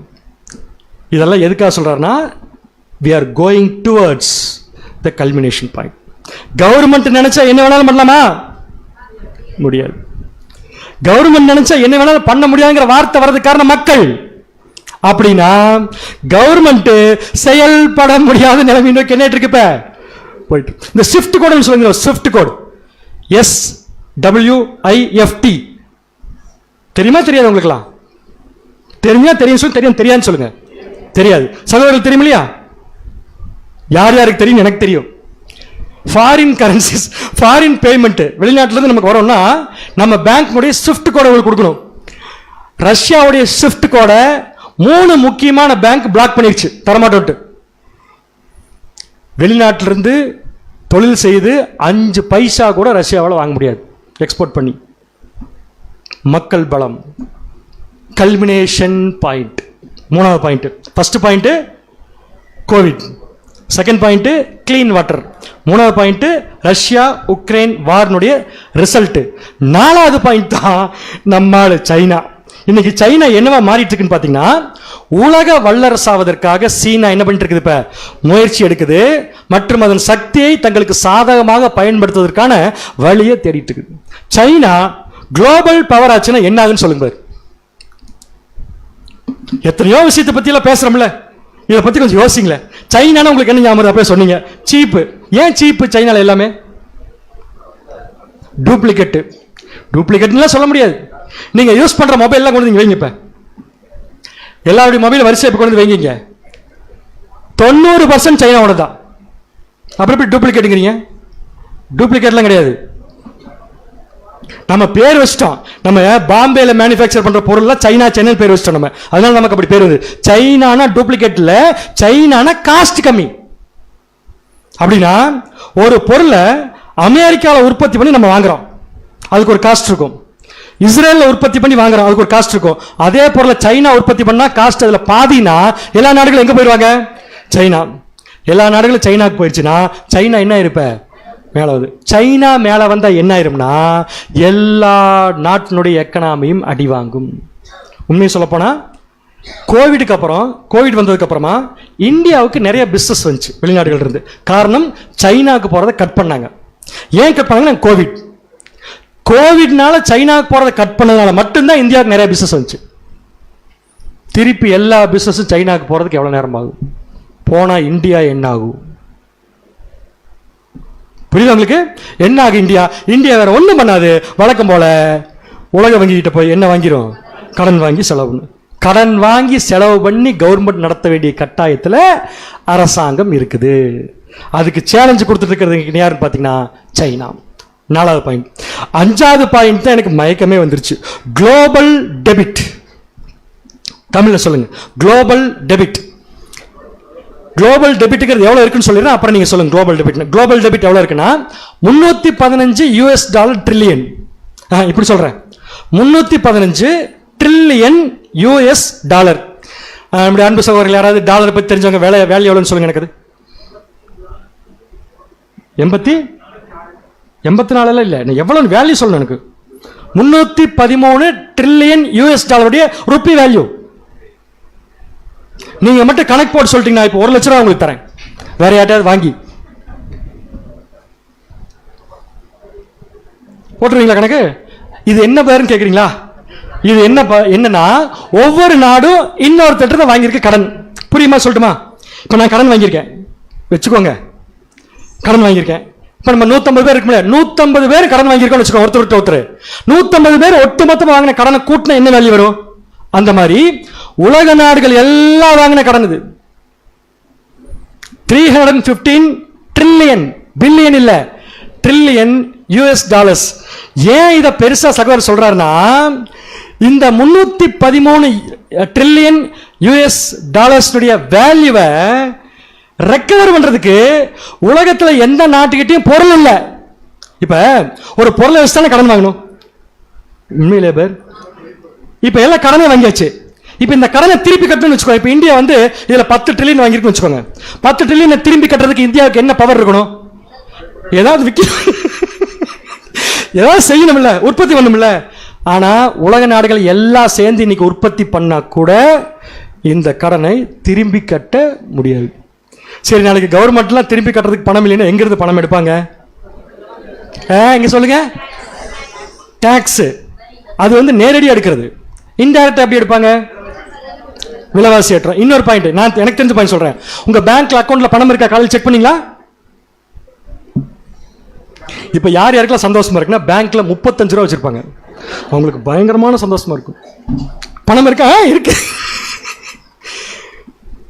நாளைக்கு கவர்மெண்ட் பேங்க் திவாலாகி போச்சுன்னு சொல்றாங்களே, அப்படின்னு என்ன அர்த்தம்? பேங்க் திவாலாகிறன்னு எனக்கு பேர். திவாலாகிற என்ன அர்த்தம்னா இதுதான், வேற ஒன்றும் கிடையாது. கொடுத்த கடனை திருப்பி கட்ட முடியாம எங்கேயோ ஒரு பக்கம் எடுக்கிறதுக்கு பேர் தான் திவாலாகிறது. திவால். உங்க எந்த பேங்க்ல அக்கௌண்ட் வச்சுக்கோ, அந்த பேங்க் உங்களுக்கு மெசேஜ் அனுப்புது, sorry to say this dear brothers அப்படிலாம் அனுப்பாட்டாங்க. Sorry to say this your account is debited with ₹35 on why கீழே no money. This is called global debit. பேர் இது வந்து கோவிடுக்கு முன்னாடி 84 ட்ரில்லியன் தான் இருந்திருக்கு US டாலர்ஸ். கோவிடுக்கு அப்புறம் 315 ட்ரில்லியன் US டாலர்ஸ். என்ன தெரியுதுன்னா கிளியரா, செயல்பட முடியாத நிலைமைக்கு வானமும் பூதமும் போயிட்டு இருக்கு. புரியுது உங்களுக்கு? பேங்க்ல பணம் இல்ல, கவர்மெண்ட்னால செய்ய முடியல, மதத்துல ஜனங்க நம்ப மாட்டேங்கிறாங்க, கால் நீட்ட படுக்கையின் லென்த் 10ல, போத்திக்கிற போர்வின் அகலம் 10ல, பெருவெள்ளம் வந்து எல்லாத்தையும் அடிச்சிட்டு போகுது. இந்த அடிச்சிட்டு போற பாயிண்ட்டுக்கு பேர் தான் கல்மினேஷன் பாயிண்ட். இந்த கல்மினேஷன் பாயிண்ட் வரப்போகுதுன்னு சொல்லி உலக ஜனங்கிட்ட சொன்னா யாராவது நம்புவாங்களா? நம்ப மாட்டாங்க. என்ன பண்ணுவாங்க? நம்மளை பார்த்து சிரிப்பாங்க. கரெக்டான? ஆனா இவங்களை பார்த்து தேவன் சிரிக்கிறார். பாருங்களேன், வாசிக்கலாம். சங்கீதம் 2:1. 2ஆம் சங்கீதம் 1ஆம் வசனம். ஜாதிகள் கொந்தளித்து ஜனங்கள் விருதா காரியத்தை சிந்திப்பானேன். ஜனங்கள் சிந்திக்கிற காரியம் விருதா, வேஸ்ட். அவங்க என்ன சிந்திக்கிறாங்களோ அது என்ன இல்ல, பிரயோஜனம் இல்ல. ஏன்னு கேட்டா சங்கீதம் 2:2. 2ஆம் சங்கீதம் 2ஆம் வசனம் முதல், கர்த்தருக்கு விரோதமாகவும் அவர் அபிஷேகம் பண்ணினவருக்கு விரோதமாகவும். அது யாரு அபிஷேகம் பண்ணவர்? நம்முடைய ஆண்டவராகிய இயேசு கிறிஸ்து. அவருக்கு விரோதமாகவும் பூமியின் ராஜாக்கள் எழும்பி நின்று. பூமியின் ராஜாக்களுக்கு 2 பேர் சொல்லுங்க. வானம் பூதலம். பூதலன் வருது, பூதம் எழும்பி நின்று. அதிகாரிகள் ஏகமாய் ஆலோசனை பண்ணி. அடிக்கடி மீட்டிங் போடுவாங்க, எவ்வளவு குளோபல் டெபிட் இருக்குன்ட்டு. அதான் அதிகாரிகள் ஏகமாய் ஆலோசனை பண்ணி அவர்கள் கட்டுகளை அறுத்து. நம்முடைய கட்டுகளை நம்ம என்ன பண்ணிடலாம்? அறுத்து அவர்கள் கயிறுகளை நம்மை விட்டு எரிந்து போடுவோம் என்கிறார்கள். எல்லா கட்டையும் நாங்க என்ன பண்ணிடுவோம்? அறுத்துறோம். 313 ட்ரில்லியன் US டாலர்ஸ்ல ஒண்ணுமில்லாம் பாருங்க. என்ன இப்போ ஒரு பிளான் போட போறோம் பாருங்க. சூப்பரா பிளான் போட்டு எல்லா கடையும் நாங்க அடிச்சிருவோம்னு சொல்லி மீட்டிங் போட்டு பேசுவாங்க. இதை கேட்டு தேவன் என்ன பண்ணுவாராமா? பரலோகத்தில் வீற்றிருக்கிறவர் நகைப்பார். என்ன பண்ணுவாராமா? ஏன் 313 இல்ல, இன்னும் கொஞ்ச நாள் 3000 ஆக போகுதுன்னு சொல்லிட்டு அவர் என்ன பண்ணுவாராமா? நகைப்பார். இதுதான் கல்மினேஷன் பாயிண்ட். நகைச்சிட்டு என்ன பண்ணுவார் அடுத்தது? 2ஆம் சங்கீதம் 5ஆம் வசனம். அப்பொழுது அவர் தமது கோபத்திலே அவர்களோடு பேசி. தேவன் தம்முடைய கோபத்தில் அவர்களோடு, வானம் பூதம் அவர்களோடு பேசி தமது உக்கிரத்திலே அவர்களை கலங்க பண்ணுவார். தம்முடைய உக்கிரத்திலே அவர்களை என்ன பண்ணுவார்? இந்த கலங்க பண்ற பாயிண்ட்டுக்கு தான் இப்ப என்ன பாயிண்ட் பார்த்தோம் நம்ம? கல்மினேஷன். செயல்பட யார் யாரெல்லாம் செயல்பட முடியாத நிலைமைக்கு போவாங்க? வானம். செயல்பட முடியாத நிலைமைக்கு போயிட்டாங்கன்னா அடுத்து என்ன பண்ணுவாங்க? பிராக்டிகலா சொல்லுங்க. இப்ப நம்மளால செயல்பட முடியல, எல்லாம் போச்சு. நெக்ஸ்ட் என்ன பண்ணுவாங்க? செயல்பட முடியல, அடுத்து என்ன பண்ணுவாங்க? செயல்படுறதுக்கு என்ன வழி இருக்கோ அதை தேடுவாங்க. புரியுது உங்களுக்கு? ஒரு விஷயம் புரிஞ்சுக்குவாங்க, கல்மினேஷன் பாயிண்ட் வந்துருச்சு, இனிமேல் செயல்பட முடியாது. ஆனா இனிமேல் செயல்படணும்னா அதுக்கு பேர் தான் ஃப்ளெக்ஸ் பாயிண்ட். என்ன பாயிண்ட்? Flex point. ஃப்ளெக்ஸ்னா வளைஞ்சு கொடுக்கறதில்ல, அந்த ஃப்ளெக்ஸ் இல்லை. இந்த ஃப்ளெக்ஸ் பாயிண்ட்டுக்கு என்ன அர்த்தம்னா வாசிங்கப்ப. That's the point where the world of mankind will change its mind and follow Israel as Christendom is being destroyed. புரிஞ்சிருக்கும்னு நினைக்கிறேன். தமிழ்ல போடுறேன், வாசிங்கப்ப. கிறிஸ்தவ மண்டலம் அழிக்கப்படுவதால். அதான் கல்மினேஷன் பாயிண்ட். கிறிஸ்தவ மண்டலம் அழிக்கப்படுவதால் மனுக்குலத்தின் உலகம் அதன் மனதை மாற்றி. இப்ப போயிட்டு இருக்கிற வழியில இருந்து என்ன பண்ணுவாங்க? மனதை மாற்றி இஸ்ரவேலை பின்பற்றும் புள்ளி இதுதான். அப்படி என்ன அர்த்தம்னா, இனிமேல் செயல்படுறதுக்கு ஒரே ஒரு வாய்ப்பு யார் மூலமா கிடைக்க போகுதுன்னு பாத்தீங்கன்னா இஸ்ரேல். புரிஞ்சவங்களுக்கு? அப்ப கல்மினேஷன் பாயிண்ட்ல இருந்து நெக்ஸ்ட் பாத்தீங்கன்னா ஃப்ளெக்ஸ் பாயிண்ட். அதுதான் யாரை பின்பற்றுறதுன்னு பார்த்தீங்கன்னா இஸ்ரேல் நீங்க யோசிச்சு பாருங்க பாரு. எல்லாமே செயல்பட முடியாம போறப்ப ஒரு நாடு மட்டும் செயல்பட்டு கொண்டிருந்தா செயல்பட முடியாதவங்க எல்லாம் கண்டிப்பா யார்கிட்ட தான் வருவாங்க? செயல்படுற நாடு தான். அதான் யாருன்னு பார்த்தீங்கன்னா இஸ்ரேல். இதை இஸ்ரேல் எப்படி பண்ணுங்கிறதுக்கு ப்ராஃபஸி சகரியா 12ஆம் அதிகாரம் 2ஆம் வசனம் மற்றும் 3ஆம் வசனம். சகரியா 12ஆம் அதிகாரம் 2 மற்றும் 3ஆம் வசனங்கள். இதோ சுற்றிலும் இருக்கிற எல்லா ஜனங்களுக்குள்ளும் நான் எருசலேமை தத்தளிப்பின் பாத்திரமாக்குகிறேன். எருசலேமுக்கு விரோதமாய் போடப்படும் முற்றுகையிலே யூதாவும் அப்படியே ஆகும். அந்நாளிலே நான் எருசலேமை சகல ஜனங்களுக்கும் பாரமான கல்லாக்குவேன். அதை கிளப்புகிற யாவரும் சிதைக்கப்படுவார்கள். பூமியில் உள்ள ஜாதிகள் எல்லாம் அதற்கு விரோதமாய் கூடிக்கொள்வார்கள். இந்த பாயிண்ட் கல்மினேஷன் பாயிண்ட் பத்தியா பேசியிருக்கு. இந்த பாயிண்ட், இந்த வசனம் கல்மினேஷன் பாயிண்ட் பத்தி பேசவே இல்லை. ஏன்னா நல்லா கவனிச்சிங்கன்னா, சுற்றிலும் இருக்கிற எல்லா ஜனங்களுக்கும் எருசலேமை நான் என்னவா மாத்துறேன்? தத்தளிப்பின் பாத்திரம். அப்படின்னு நல்ல விஷயம் இல்லை. எல்லா நாடுகளுக்கும் எருசலேம் தத்தளிப்பின் பாத்திரம் ஆயிரும். அடுத்தது கீழே, அந்நாளிலே நான் எருசலேமை சகல ஜனங்களுக்கும் என்ன ஆக்குவேன் அப்படின்னா, இந்த விஷயம் கல்மினேஷன் பாயிண்ட் அல்ல, கல்மினேஷன் பாயிண்ட்டுக்கு முன்னாடி ரிவர்ஸ் வந்துட்டோம். இந்த விஷயம் தான் இன்னைக்கு ஐக்கிய நாடுகள் சபையில் நடக்குது. என்ன விஷயம்? ஒன்னு, எருசலேமை தத்தளிப்பின் பாத்திரமாக்குறது. இன்னொன்னு, எருசலேமை சகல ஜனங்களுக்கும் பாரம். அப்ப சகல ஜனங்களுக்கும் எருசலேம் இன்னைக்கு பாரமான கல்லா இருக்குன்னு எப்படி கண்டுபிடிக்கலாம்னா, ஐக்கிய நாடுகள் சபை வேணா கண்டுபிடிச்சலாம். The world is burdening themselves with Israel. தமிழ்ல சொல்ல போனா, உலக நாடுகள் எல்லாம் தங்களுக்கு தாங்களே இஸ்ரேலுக்கு எதிராக இருக்கிறதுனால பாரமாக்கி கொள்றாங்க. இஸ்ரேல் நாடை பார்த்தா அவங்களுக்கு எப்படி இருக்குன்னா பாரமா இருக்கு. இங்க எத்தனை பேருக்கு அங்கிருந்து பார்க்கற தெரியும் தெரியல. இங்க ஒரு ஓட்டிங் எடுத்திருக்காங்க, ஐக்கிய நாடுகள் சபையில ஒரு ஓட்டிங் எடுத்திருக்காங்க. அந்த ஓட்டிங் என்ன அப்புறம் சொல்றேன். அந்த ஓட்டிங்க்கு ஆதரவா எத்தனை பேர் கை தூக்கி இருக்காங்க? 124. இங்க 14 பேர் அகைன்ஸ்ட், 43 பேர் வரவே இல்லை, வரல. இது என்னன்னு கேட்டீங்கன்னா, இஸ்ரேலுக்கு எதிராக கொண்டு வந்த ஒரு கண்டன தீர்மானத்துக்கு உலக நாடுகள் கொடுத்திருக்கும் ஆதரவு. அப்ப 143 நாட்டுக்கு இஸ்ரேல் எப்படி இருக்குது? பாரமான கல். ஐயோ, இது என்ன பண்ணியாகணும்? உடைச்சே ஆகணும். உடைச்சே ஆகணுட்டு வந்தா தேவன் உடைக்கி விட்டுருவாரா? நல்லா பாருங்க, உடைக்கி விட்டுருவாரா? உடைக்கி விட மாட்டாரு. பாரமான கல்லாக்குவேன், அதை கிளப்புகிற 143 கை தூக்குச்சுல்ல, அதை கிளப்புகிற யாவரும் என்ன பண்ணப்படுவாங்க? யார் சதைப்பா? எப்படி சதைப்பார்? வசனம் வாசிக்கலாமா? சதைக்கிறதுக்கு ஒருத்தர் கூப்பிட போறார். அது யார்? நீங்க தான் சொல்லணும். சகரியா 12:5-6. சகரியா 12ஆம் அதிகாரம் 5-6 வசனங்கள். எருசலேமின் குடிகள் சேனைகளின் கர்த்தராகி தங்கள் தேவனுடைய துணையினால் எங்களுக்கு பலனானவர்கள் என்று அப்போது யூதாவின் தலைவர் தங்கள் இருதயத்திலே சொல்லுவார்கள். யார் சொல்லுவார்கள்? நல்லா வரல பதில். யார் சொல்லுவாங்க? யார் இந்த யூதாவின் தலைவர்கள்?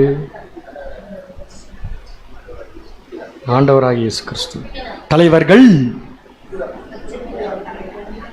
பதில் சொல்லிட்டு முகத்தை பார்க்கிறது. தொடர்ந்து வாசிங்க. அந்நாளிலே யூதாவின் தலைவரை விறகுகளுக்குள்ளே எரிகிற அக்கினி அடுப்புக்கும் வைக்கோல் கட்டுகளுக்குள்ளே எரிகிற தீவட்டிக்கும் ஒப்பாக்குவேன். எதுக்கு ஒப்பாக்கு வரமா? தீவட்டிக்கு ஒப்பாக்க மாட்டாருங்க. விறகுக்குள்ளே எரிகிற அக்கினி. விறகு இல்ல, விறகுக்கு ஒப்பாக்க மாட்டாரு. விறகுக்குள்ள எரிகிற அக்கினி. விறகுக்குள்ள எரிஞ்சா என்ன பண்ணுவோம்? சுடுதண்ணி வைக்கலாம், எரியும், விறகு காணாம போயிடும். கரெக்டா? அந்த மாதிரி அக்னியாக்க வரமா. நெக்ஸ்ட், அவர்கள் வலதுபுறம் வைக்கோல் கட்டுகளுக்கு உள்ள எரிகிற தீவட்டி. வைக்கோல் கட்டுக்குள்ள தீவட்டி எரிஞ்சா என்ன ஆகும் அப்படின்னு என்ன சொல்றாரு? நெருப்பு மாதிரி ஆக்க போறேங்கிறார். யார? யூதாவின் தலைவரை. யாருக்கு? 195. அது 195. கிளப்புகிற யாவரும் என்ன பண்ணப்படுவார்கள்? அந்த சிதைக்கிறத அந்த யூதாவின் தலைவர்கள். எப்படி சிதைப்பாங்க பாருங்க. அவர்கள் வலதுபுறமும் இடதுபுறமுமாக புறப்பட்டு, வலதுபுறம் இடதுபுறம் புறப்பட்டு சுற்றிலும் இருக்கிற எல்லா ஜனங்களையும் பட்சிப்பார்கள். திருப்பி சொல்லுங்க எல்லாரும். சுற்றிலும் இருக்கிற எல்லா ஜனங்களையும் பட்சிப்பார்கள். கம்ப்ளீட்டா எல்லா ஜனங்களையும் அழிக்க போறது யாருன்னா இவங்க தான். யாருங்க இவங்க? அப்ப என்ன ஆயிரும்? அடுத்தது எருசலேம். எருசலேம். எருசலேம் சப்ஜெக்ட்ல யாரு? இஸ்ரேல் தேசம். முற்பிதாக்கள் பிளஸ் இஸ்ரேல் நாடு திரும்பவும் தன் தானமாகிய எருசலேமில் என்ன ஆக்கப்பட்டிருக்கு? யார் இந்த யூதாவின் தலைவர்? முற்பிதாக்கள் ஷூரா தெரியுமா உங்களுக்கு? முற்பிதாக்கள் மட்டும் சொல்றது கரெக்டான பதில் இல்லை. சகோதரர் என்ன சொல்றாருன்னா, முற்பிதாக்களுடைய உயிர்த்தெழுதல் இப்ப ஆரம்பிச்சிருக்காது இந்த பாயிண்ட்ல. அப்ப இது யாரை குறிக்கும்னா, இஸ்ரேலுக்குள் இருக்கிற பிப்ளிக்கல் ஜியோனிஸ்ட். பிப்ளிக்கல் ஜியோனிஸ்டா அப்படின்னு என்ன? எங்களுக்கு யூதர்கள் ஒருத்தர் தானே தெரியும். யூதர்கள் 2 குரூப் இருக்காங்க தெரியுமா உங்களுக்கு? யார் யாரு? ஒன்னு செக்யூலர் ஜியோனிஸ்ட், இன்னொன்னு பிப்ளிக்கல் ஜியோனிஸ்ட். பிப்ளிக்கல் ஜியோனிஸ்ட்னா பைபிளை ஃபாலோ பண்ற யூதர்கள் அப்படி வச்சுக்கோங்க.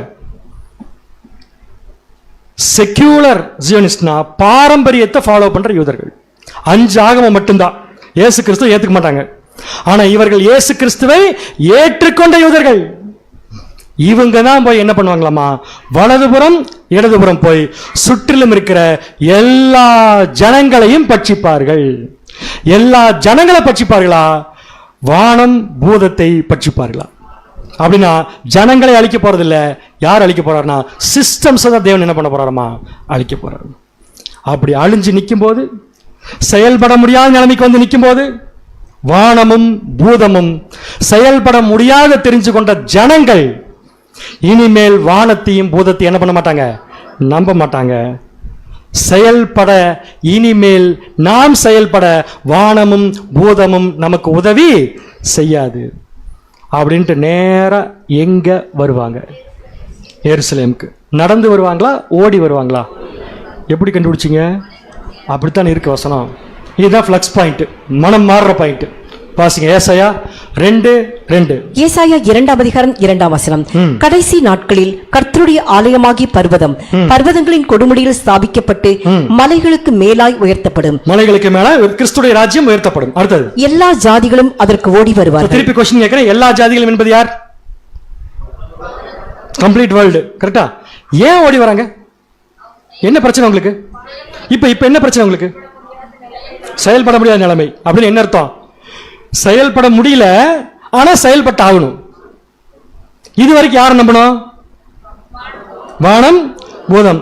மடமடவென்று அகன்று போச்சா? பூதம் வெந்து உருகி போச்சா? இப்ப ஜனங்க மட்டும் இருக்காங்க. இப்ப ஜனங்க தொடர்ந்து செயல்படணும்னா ஒரே ஆப்ஷன், இங்கதான் ஓடி வந்தான். புரியுது உங்களுக்கு? ஏனெனில் சியோனிலிருந்து வேதமும் எருசலேமிலிருந்து கர்த்தருடைய வசனமும் வெளிப்படும். இந்த பாயிண்ட்டுக்கு சகோதரர் என்ன பேர் வச்சிருக்காருன்னு பாத்தீங்கன்னா, ஐடென்டி கிரைசிஸ். ஒரு தடவை சொல்லுங்க எல்லாருமே. அப்படின்னு என்ன அர்த்தம்? என்ன பண்றதுன்னு தெரியல, நான் யாருன்னு எனக்கு புரியல. ஏன் தெரியுமா? நான் யாரை நம்பி இருந்தனோ அது என்னை கைவிட்டுருச்சு. இப்ப நான் யாரு, என்ன பண்ணும், ஏது பண்ணும், ஒன்றும் தெரியல. அதை தெரிஞ்சுக்கிறதுக்காகத்தான் எல்லா ஜனங்களும் எங்க ஓடி வருவாங்கன்னா எருசலேம். என்ன அவங்க விஷயத்தில் இருக்குன்னா 3 கேள்வி சொல்லியிருக்காரு. ஹூ ஆம் ஐ? நான் யாரு? நான் யாரு எனக்கு தெரியல தன்னால. நான் யாரு, என்ன பண்ணும் நான்? 3வது கொஸ்டின், எங்க போகணும்? இந்த கொஸ்டின் இப்ப நமக்கு வருமா? நான் யாருன்னு நமக்கு தெரியாம இருக்குமா? எல்லாருக்கும் தெரியும். நான் என்ன பண்ணணும் நமக்கு தெரியாம இருக்குமா? தெரியும். நான் எங்க போகணும்னு தெரியாம இருக்குமா? தெரியும். ஏன்னா நம்ம கல்மினேஷன் பாயிண்ட் வரைக்கும் இருக்க மாட்டோம். ஆனா இருக்கிற ஜனங்களுக்கு இந்த கொஸ்டின் வரும்போது இந்த 3 கேள்விக்கும் பதில் அவங்களுக்கு கிடைக்கும். எந்த 3 கேள்வி? நான் யாரு, என்ன பண்ணும், எங்க, யார் மூலமா கிடைக்கும்? The nation of Israel. இவங்க மட்டும்தான் அன்னைக்கு செயல்பட்டு இருப்பாங்க. மற்றவங்க எல்லாரும் கல்மினேஷன் பாயிண்ட் இருப்பாங்க, இவங்க மட்டும்தான் ஆக்ஷன்ல இருப்பாங்க. எல்லா ஜனங்களும் வந்து கேள்வி கேட்கும் போது இஸ்ரேல் நாட்டின் மூலமா அவங்க என்ன தெரிஞ்சுக்குவாங்கன்னா, தே சி, உலக நாடுகள், உலக ஜனங்கள், they see God is with them. தமிழ்ல சொல்ல போனா தேவன் உங்களோடு இருக்கிறார். சகரியா 8:23 படிச்சோமா? தேவன் உங்களோடு இருக்கிறார். அடுத்தது, தேவன் உங்களை ஆசீர்வதித்திருக்கிறார். தேவன் உங்களை ஆசீர்வதிச்சிருக்கிறார். 3வது பாயிண்ட், அடுத்தது நாங்க என்ன பண்ணோம்னா புதிய உடன்படிக்கைக்குள் நாங்கள் போக வேண்டும். அதானே வாட் ஷுட் ஐ டூ இனிமேல் அப்படின்னா புதிய உடன்படிக்கைக்குள்ள போகணும். இந்த புதிய உடன்படிக்கைக்குள்ள போகணும்னா அவங்க கண்டிப்பா எங்க தான் வந்தாகணும்? இஸ்ரேல் தேசத்துக்குள்ள தான் வந்தாங்க. வசனம் வாசிக்கலாம். எரேமியா 31 அதிகாரம் 31 வசனம். எரேமியா 31 அதிகாரம் 31 வசனம். இதோ நாட்கள் வரும் என்று கர்த்தர் சொல்கிறார். நாட்கள் வரும், கல்மினேஷன் பாயிண்ட் வந்து ஃப்ளக்ஸ் பாயிண்ட் வரும்போது அப்பொழுது இஸ்ரேல் குடும்பத்தோடும் யூதா குடும்பத்தோடும் புது உடன்படிக்கை பண்ணுவேன். ஒரு புது உடன்படிக்கை பண்ணுவேன். இப்ப நீங்க சொல்லுங்க, இந்த புது உடன்படிக்கை கீழே யார் யாரெல்லாம் இருப்பாங்க? கம்ப்ளீட் வேர்ல்டு ஜனங்கள் இதுக்குள்ள வந்துருவாங்க. ஆனா கம்ப்ளீட் உலக ஜனங்களும் இந்த புதிய உடன்படிக்கைக்குள்ள வருவதற்கு காரணம் கிறிஸ்துவ சபையும். ஆனா வருவதற்கு பூமியில காரணம் யாருன்னு சொல்லி பாத்தீங்கன்னா இஸ்ரேல் ஜனங்கள். இந்த ஜனங்களை வச்சு தான் தெரிஞ்சுக்கணும். எப்படி சொல்லிட்டு உங்களுக்கு ஒரு உடன்படிக்கை பண்ணணும்னா உடன்படிக்கை பண்றவர் யாருன்னு தெரியுமா வேண்டாமா? தெரியுமா வேண்டாமா? அப்ப உலக ஜனங்களுக்கு யார் கூட உடன்படிக்கை பண்ண போறோம்னு யாரை பார்த்து தெரிஞ்சுக்குவாங்க? அப்ப புதிய உடன்படிக்கை உலக ஜனங்கள் பண்ணோம்னா கண்டிப்பா எங்க வந்து ஆகணும். அதனால சொன்னாங்க எல்லா ஜாதிகளும் அதற்கு என்ன பண்ணுவாங்க? ஓடி வருவாங்க. வந்து எல்லாரும் தேவனை தெரிஞ்சிட்டாங்கன்னா கண்டிப்பா சொல்றேன், தேவனை தெரிஞ்சுக்கிற ஆர்வம் மட்டும் இருக்காது அவங்களுக்கு, தேவன் என்ன சொல்றாரோ அதை செய்யற ஆர்வமும் அவங்களுக்கு சேர்த்து இருக்கும். அதுக்கப்புறம் நிலைமை எப்படி ஆகும்? வாசிக்கலாம். எரேமியா 31:34. எரேமியா 31 அதிகாரம் 34 வசனம்.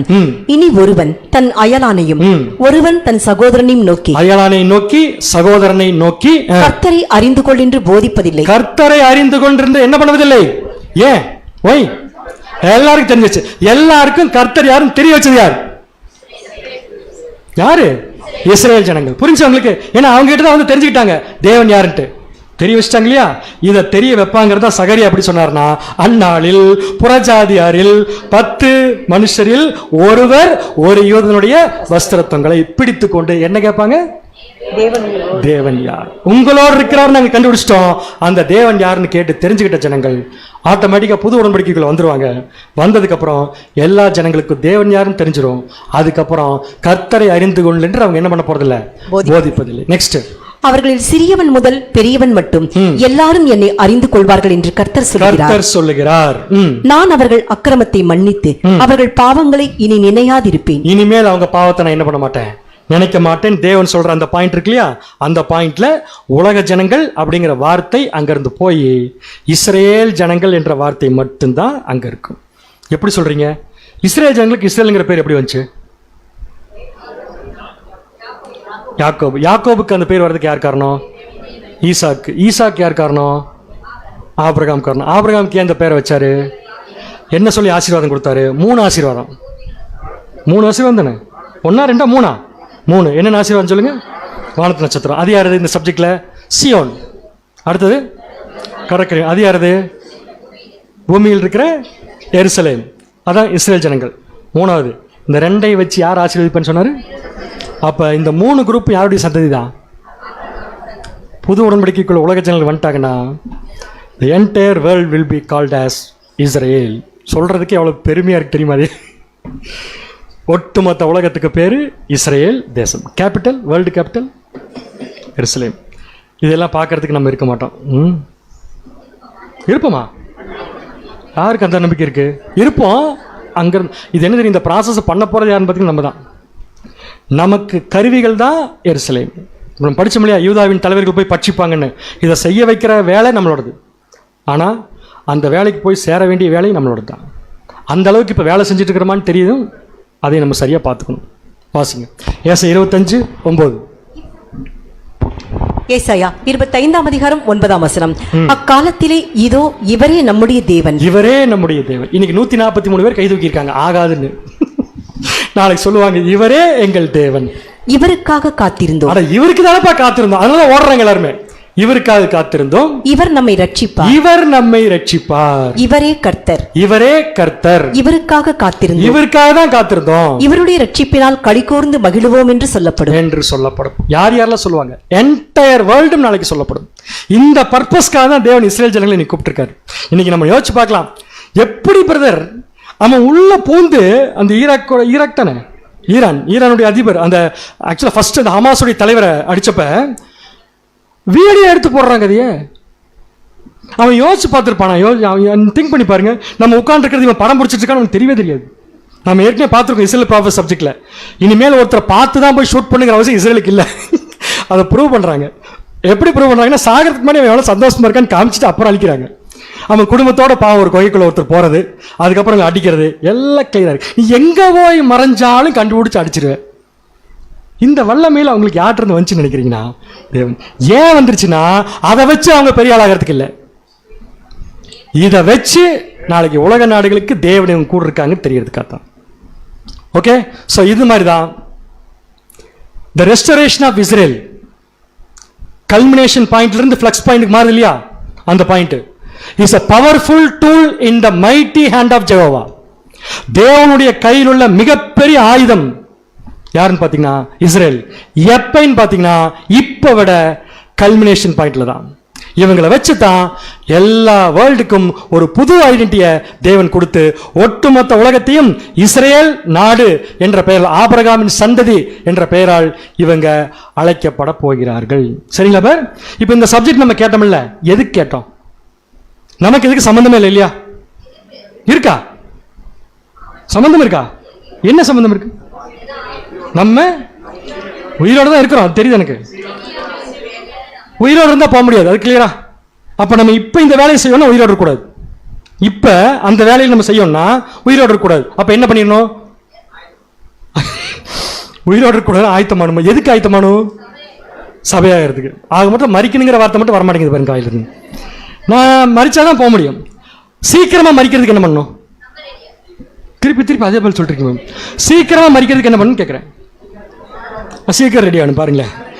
சீக்கிரமா மறிக்கிறதுக்கு என்ன பண்ணணும்னா, சீக்கிரமா நாம தேவன்கிட்ட நம்ம கொடுத்துருக்கிற வேலைகளை பூரா முடிச்சுட்டு போய் சேரணும். இந்த வேலை ஒரு மிகப்பெரிய ஆசீர்வாதமான வேலை. ஆனால் இந்த வேலையை செய்யறதுக்கு வாய்ப்பு தேவன் நம்ம கொடுத்துருக்காரு, அதோட பெருசு நமக்கு. இந்த சப்ஜெக்டோட நமக்கு எது பெருசுன்னா, இதில் நமக்கு வாய்ப்பு இருக்குங்கிறது தான். அதோட இன்னொரு பெரிய விஷயம் இருக்கு. என்னன்னா, இவ்வளவு பெரிய நாட்டை கண்ணும் கருத்துமா பார்த்துட்டு இருக்கிற தேவன் இவர்களை கருவியா யூஸ் பண்ண போற நம்மளை எப்படி பார்த்துட்டு இருப்பார்? புரிஞ்சா புரியல நான் சொல்றது? இப்ப நமக்கு என்ன கான்ஃபிடன்ஸ் வருது? வாசிங்க ரோமர் 11:15. ரோமர் 11:15. அவர்களை தள்ளி விடுதல் உலகத்தை ஒப்புரவாக்குதலாய் இருக்க அவர்களை அங்கீகரித்துக் கொள்ளுதல் என்னமாய் இராது. அதெல்லாம் பார்க்கறதுக்கு நமக்கு கண்ணு பத்தாது. அந்த காட்சியை பார்க்கறதுக்கு நமக்கு இல்ல, நம்ம இங்க இருக்க மாட்டோம். அதான் உண்மை சொல்ல போனா. அவர்களை அங்கீகரித்துக் கொள்ளுதல் என்னமா இருக்கும்? என்னமா இருக்கும்னா, மரித்தோரிலிருந்து ஜீவன் உண்டானது போல் இருக்கும் அல்லவோ. யாராவது பார்த்திருக்கீங்களா அது மாதிரி காட்சி? இது வரைக்கும் நம்ம அந்த காட்சியை பார்த்தது இல்லைங்கிறத பவுல் அழகா சொல்லிட்டார். இஸ்ரேல் ஃபுல் ரெஸ்டரேஷனுக்குள்ள வரும்போது எப்படி இருக்குன்னு நம்ம பார்த்தது இல்லை. யாராவது பார்க்க முடியுமா? இப்ப வசந்தத்துல படிச்சோம், உணர முடியும், பார்க்க முடியாது. பார்த்தா எப்படி இருக்கும்னா, என்ன சந்தோஷம் வரும்னா, மரித்தோரிலிருந்து பார்த்துருக்கீங்களா? யாராவது இங்க செத்து போன எந்திரிச்சு வந்தது வந்தா எப்படி இருக்கும்? செத்து போன எந்திரிச்சு வந்தா நாங்க நிறைய பேர் செத்து போயிடுவோம். நம்ம ரொம்ப நேசிக்கிற ஒருத்தர் இறந்துட்டாரு, ரொம்ப ஃபீல் பண்றப்ப எந்திரிச்சு வந்தா ஒரு சந்தோஷம் வரும் இல்லையா? அந்த சந்தோஷம் எப்ப வரும்னா, இஸ்ரேலை ரெஸ்டோர் பண்ணி கொண்டு வரப்ப. ஓகே, அப்படின்னு இப்ப நம்ம போயிட்டு இருக்கிற வாழ்க்கையில தேவன் கொடுக்குற எல்லா ஆசீர்வாதங்களும் நமக்கு இருக்கு. ஆனா அந்த ஆசீர்வாதத்தை எப்படி கொடுப்பார்னா, சோதனை வச்சு தான் கொடுப்பார். நம்ம போயிட்டு இருக்கிற பாதை எந்த பாதை? இடுக்கமான பாதை. சங்கீதம் 23:4. 23ஆம் சங்கீதம் 4. நான் மரண இருளின் பள்ளத்தாக்கில் நடந்தாலும், அதான் இப்ப நம்ம போயிட்டு இருக்கிற பாதை. மரண இருளின் பள்ளத்தாக்கில் நடந்தாலும் பொல்லாப்புக்கு பயப்படேன். ஏன் பொல்லாப்புக்கு பயப்பட மாட்டேன்? பொல்லாப்பு வரும், என்னை ஒண்ணும் பண்ணாது. ஏன் ஒண்ணும் பண்ணாது? ஏங்க, லிட்டரலா இந்த பூமியில இருந்து மற்ற ஜனங்களுக்கு தேவன் யான்னு சொல்லி கொடுக்க போற டீச்சர்ஸ்க்கே எவ்வளவு தேவன் கண் பார்வை வச்சு பாதுகாக்கிறார்னா, அவங்கள செயல்படுத்த போற பாஸ் நம்மளை இப்ப எப்படி பார்ப்பார்? மரண இருளின் பள்ளத்தாக்கில் நடந்தாலும் பொல்லாப்புக்கு பயப்படேன், என்னோட கூட இருக்கு. எங்க கூட நீங்க இருக்கீங்க. என்ன அர்த்தம்னா, உமது கோலும் உமது தடியும் உம்முடைய வசனமும் உம்முடைய பாதுகாப்பும் உம்முடைய வழி நடத்துதலும் என்னை என்ன பண்ணும்னா தேற்றும். ஸோ இப்போ நம்ம போயிட்டு இருக்கிற பாதை உலக நாடுகளை பொறுத்த வரைக்கும் ஒரு தவறான பாதையா இருக்கலாம். நமக்கு தான் தெரியும் உலகம் போயிட்டு இருக்கிற பாதை எந்த பாதைனா கல்மினேஷன் பாயிண்ட். ஓகே, நாளைக்கு உலகத்துடைய கண்டிஷன் மாறும்போது அந்த கண்டிஷன் மாறப்போற விஷயத்த இந்த பூமியிலிருந்து பார்க்க முடியாதுங்கிறதுனால தான் தேவன் நிறைய தீர்க்கதரிசனங்கள் மூலம் நமக்கு என்ன பண்ணிட்டார்னா காமிச்சிட்டார். பொறுமையோடு கேட்டவங்க அனைவரையும் தேவன் ஆசீர்வதித்து வழி நடத்துவாராக. ஆமென்.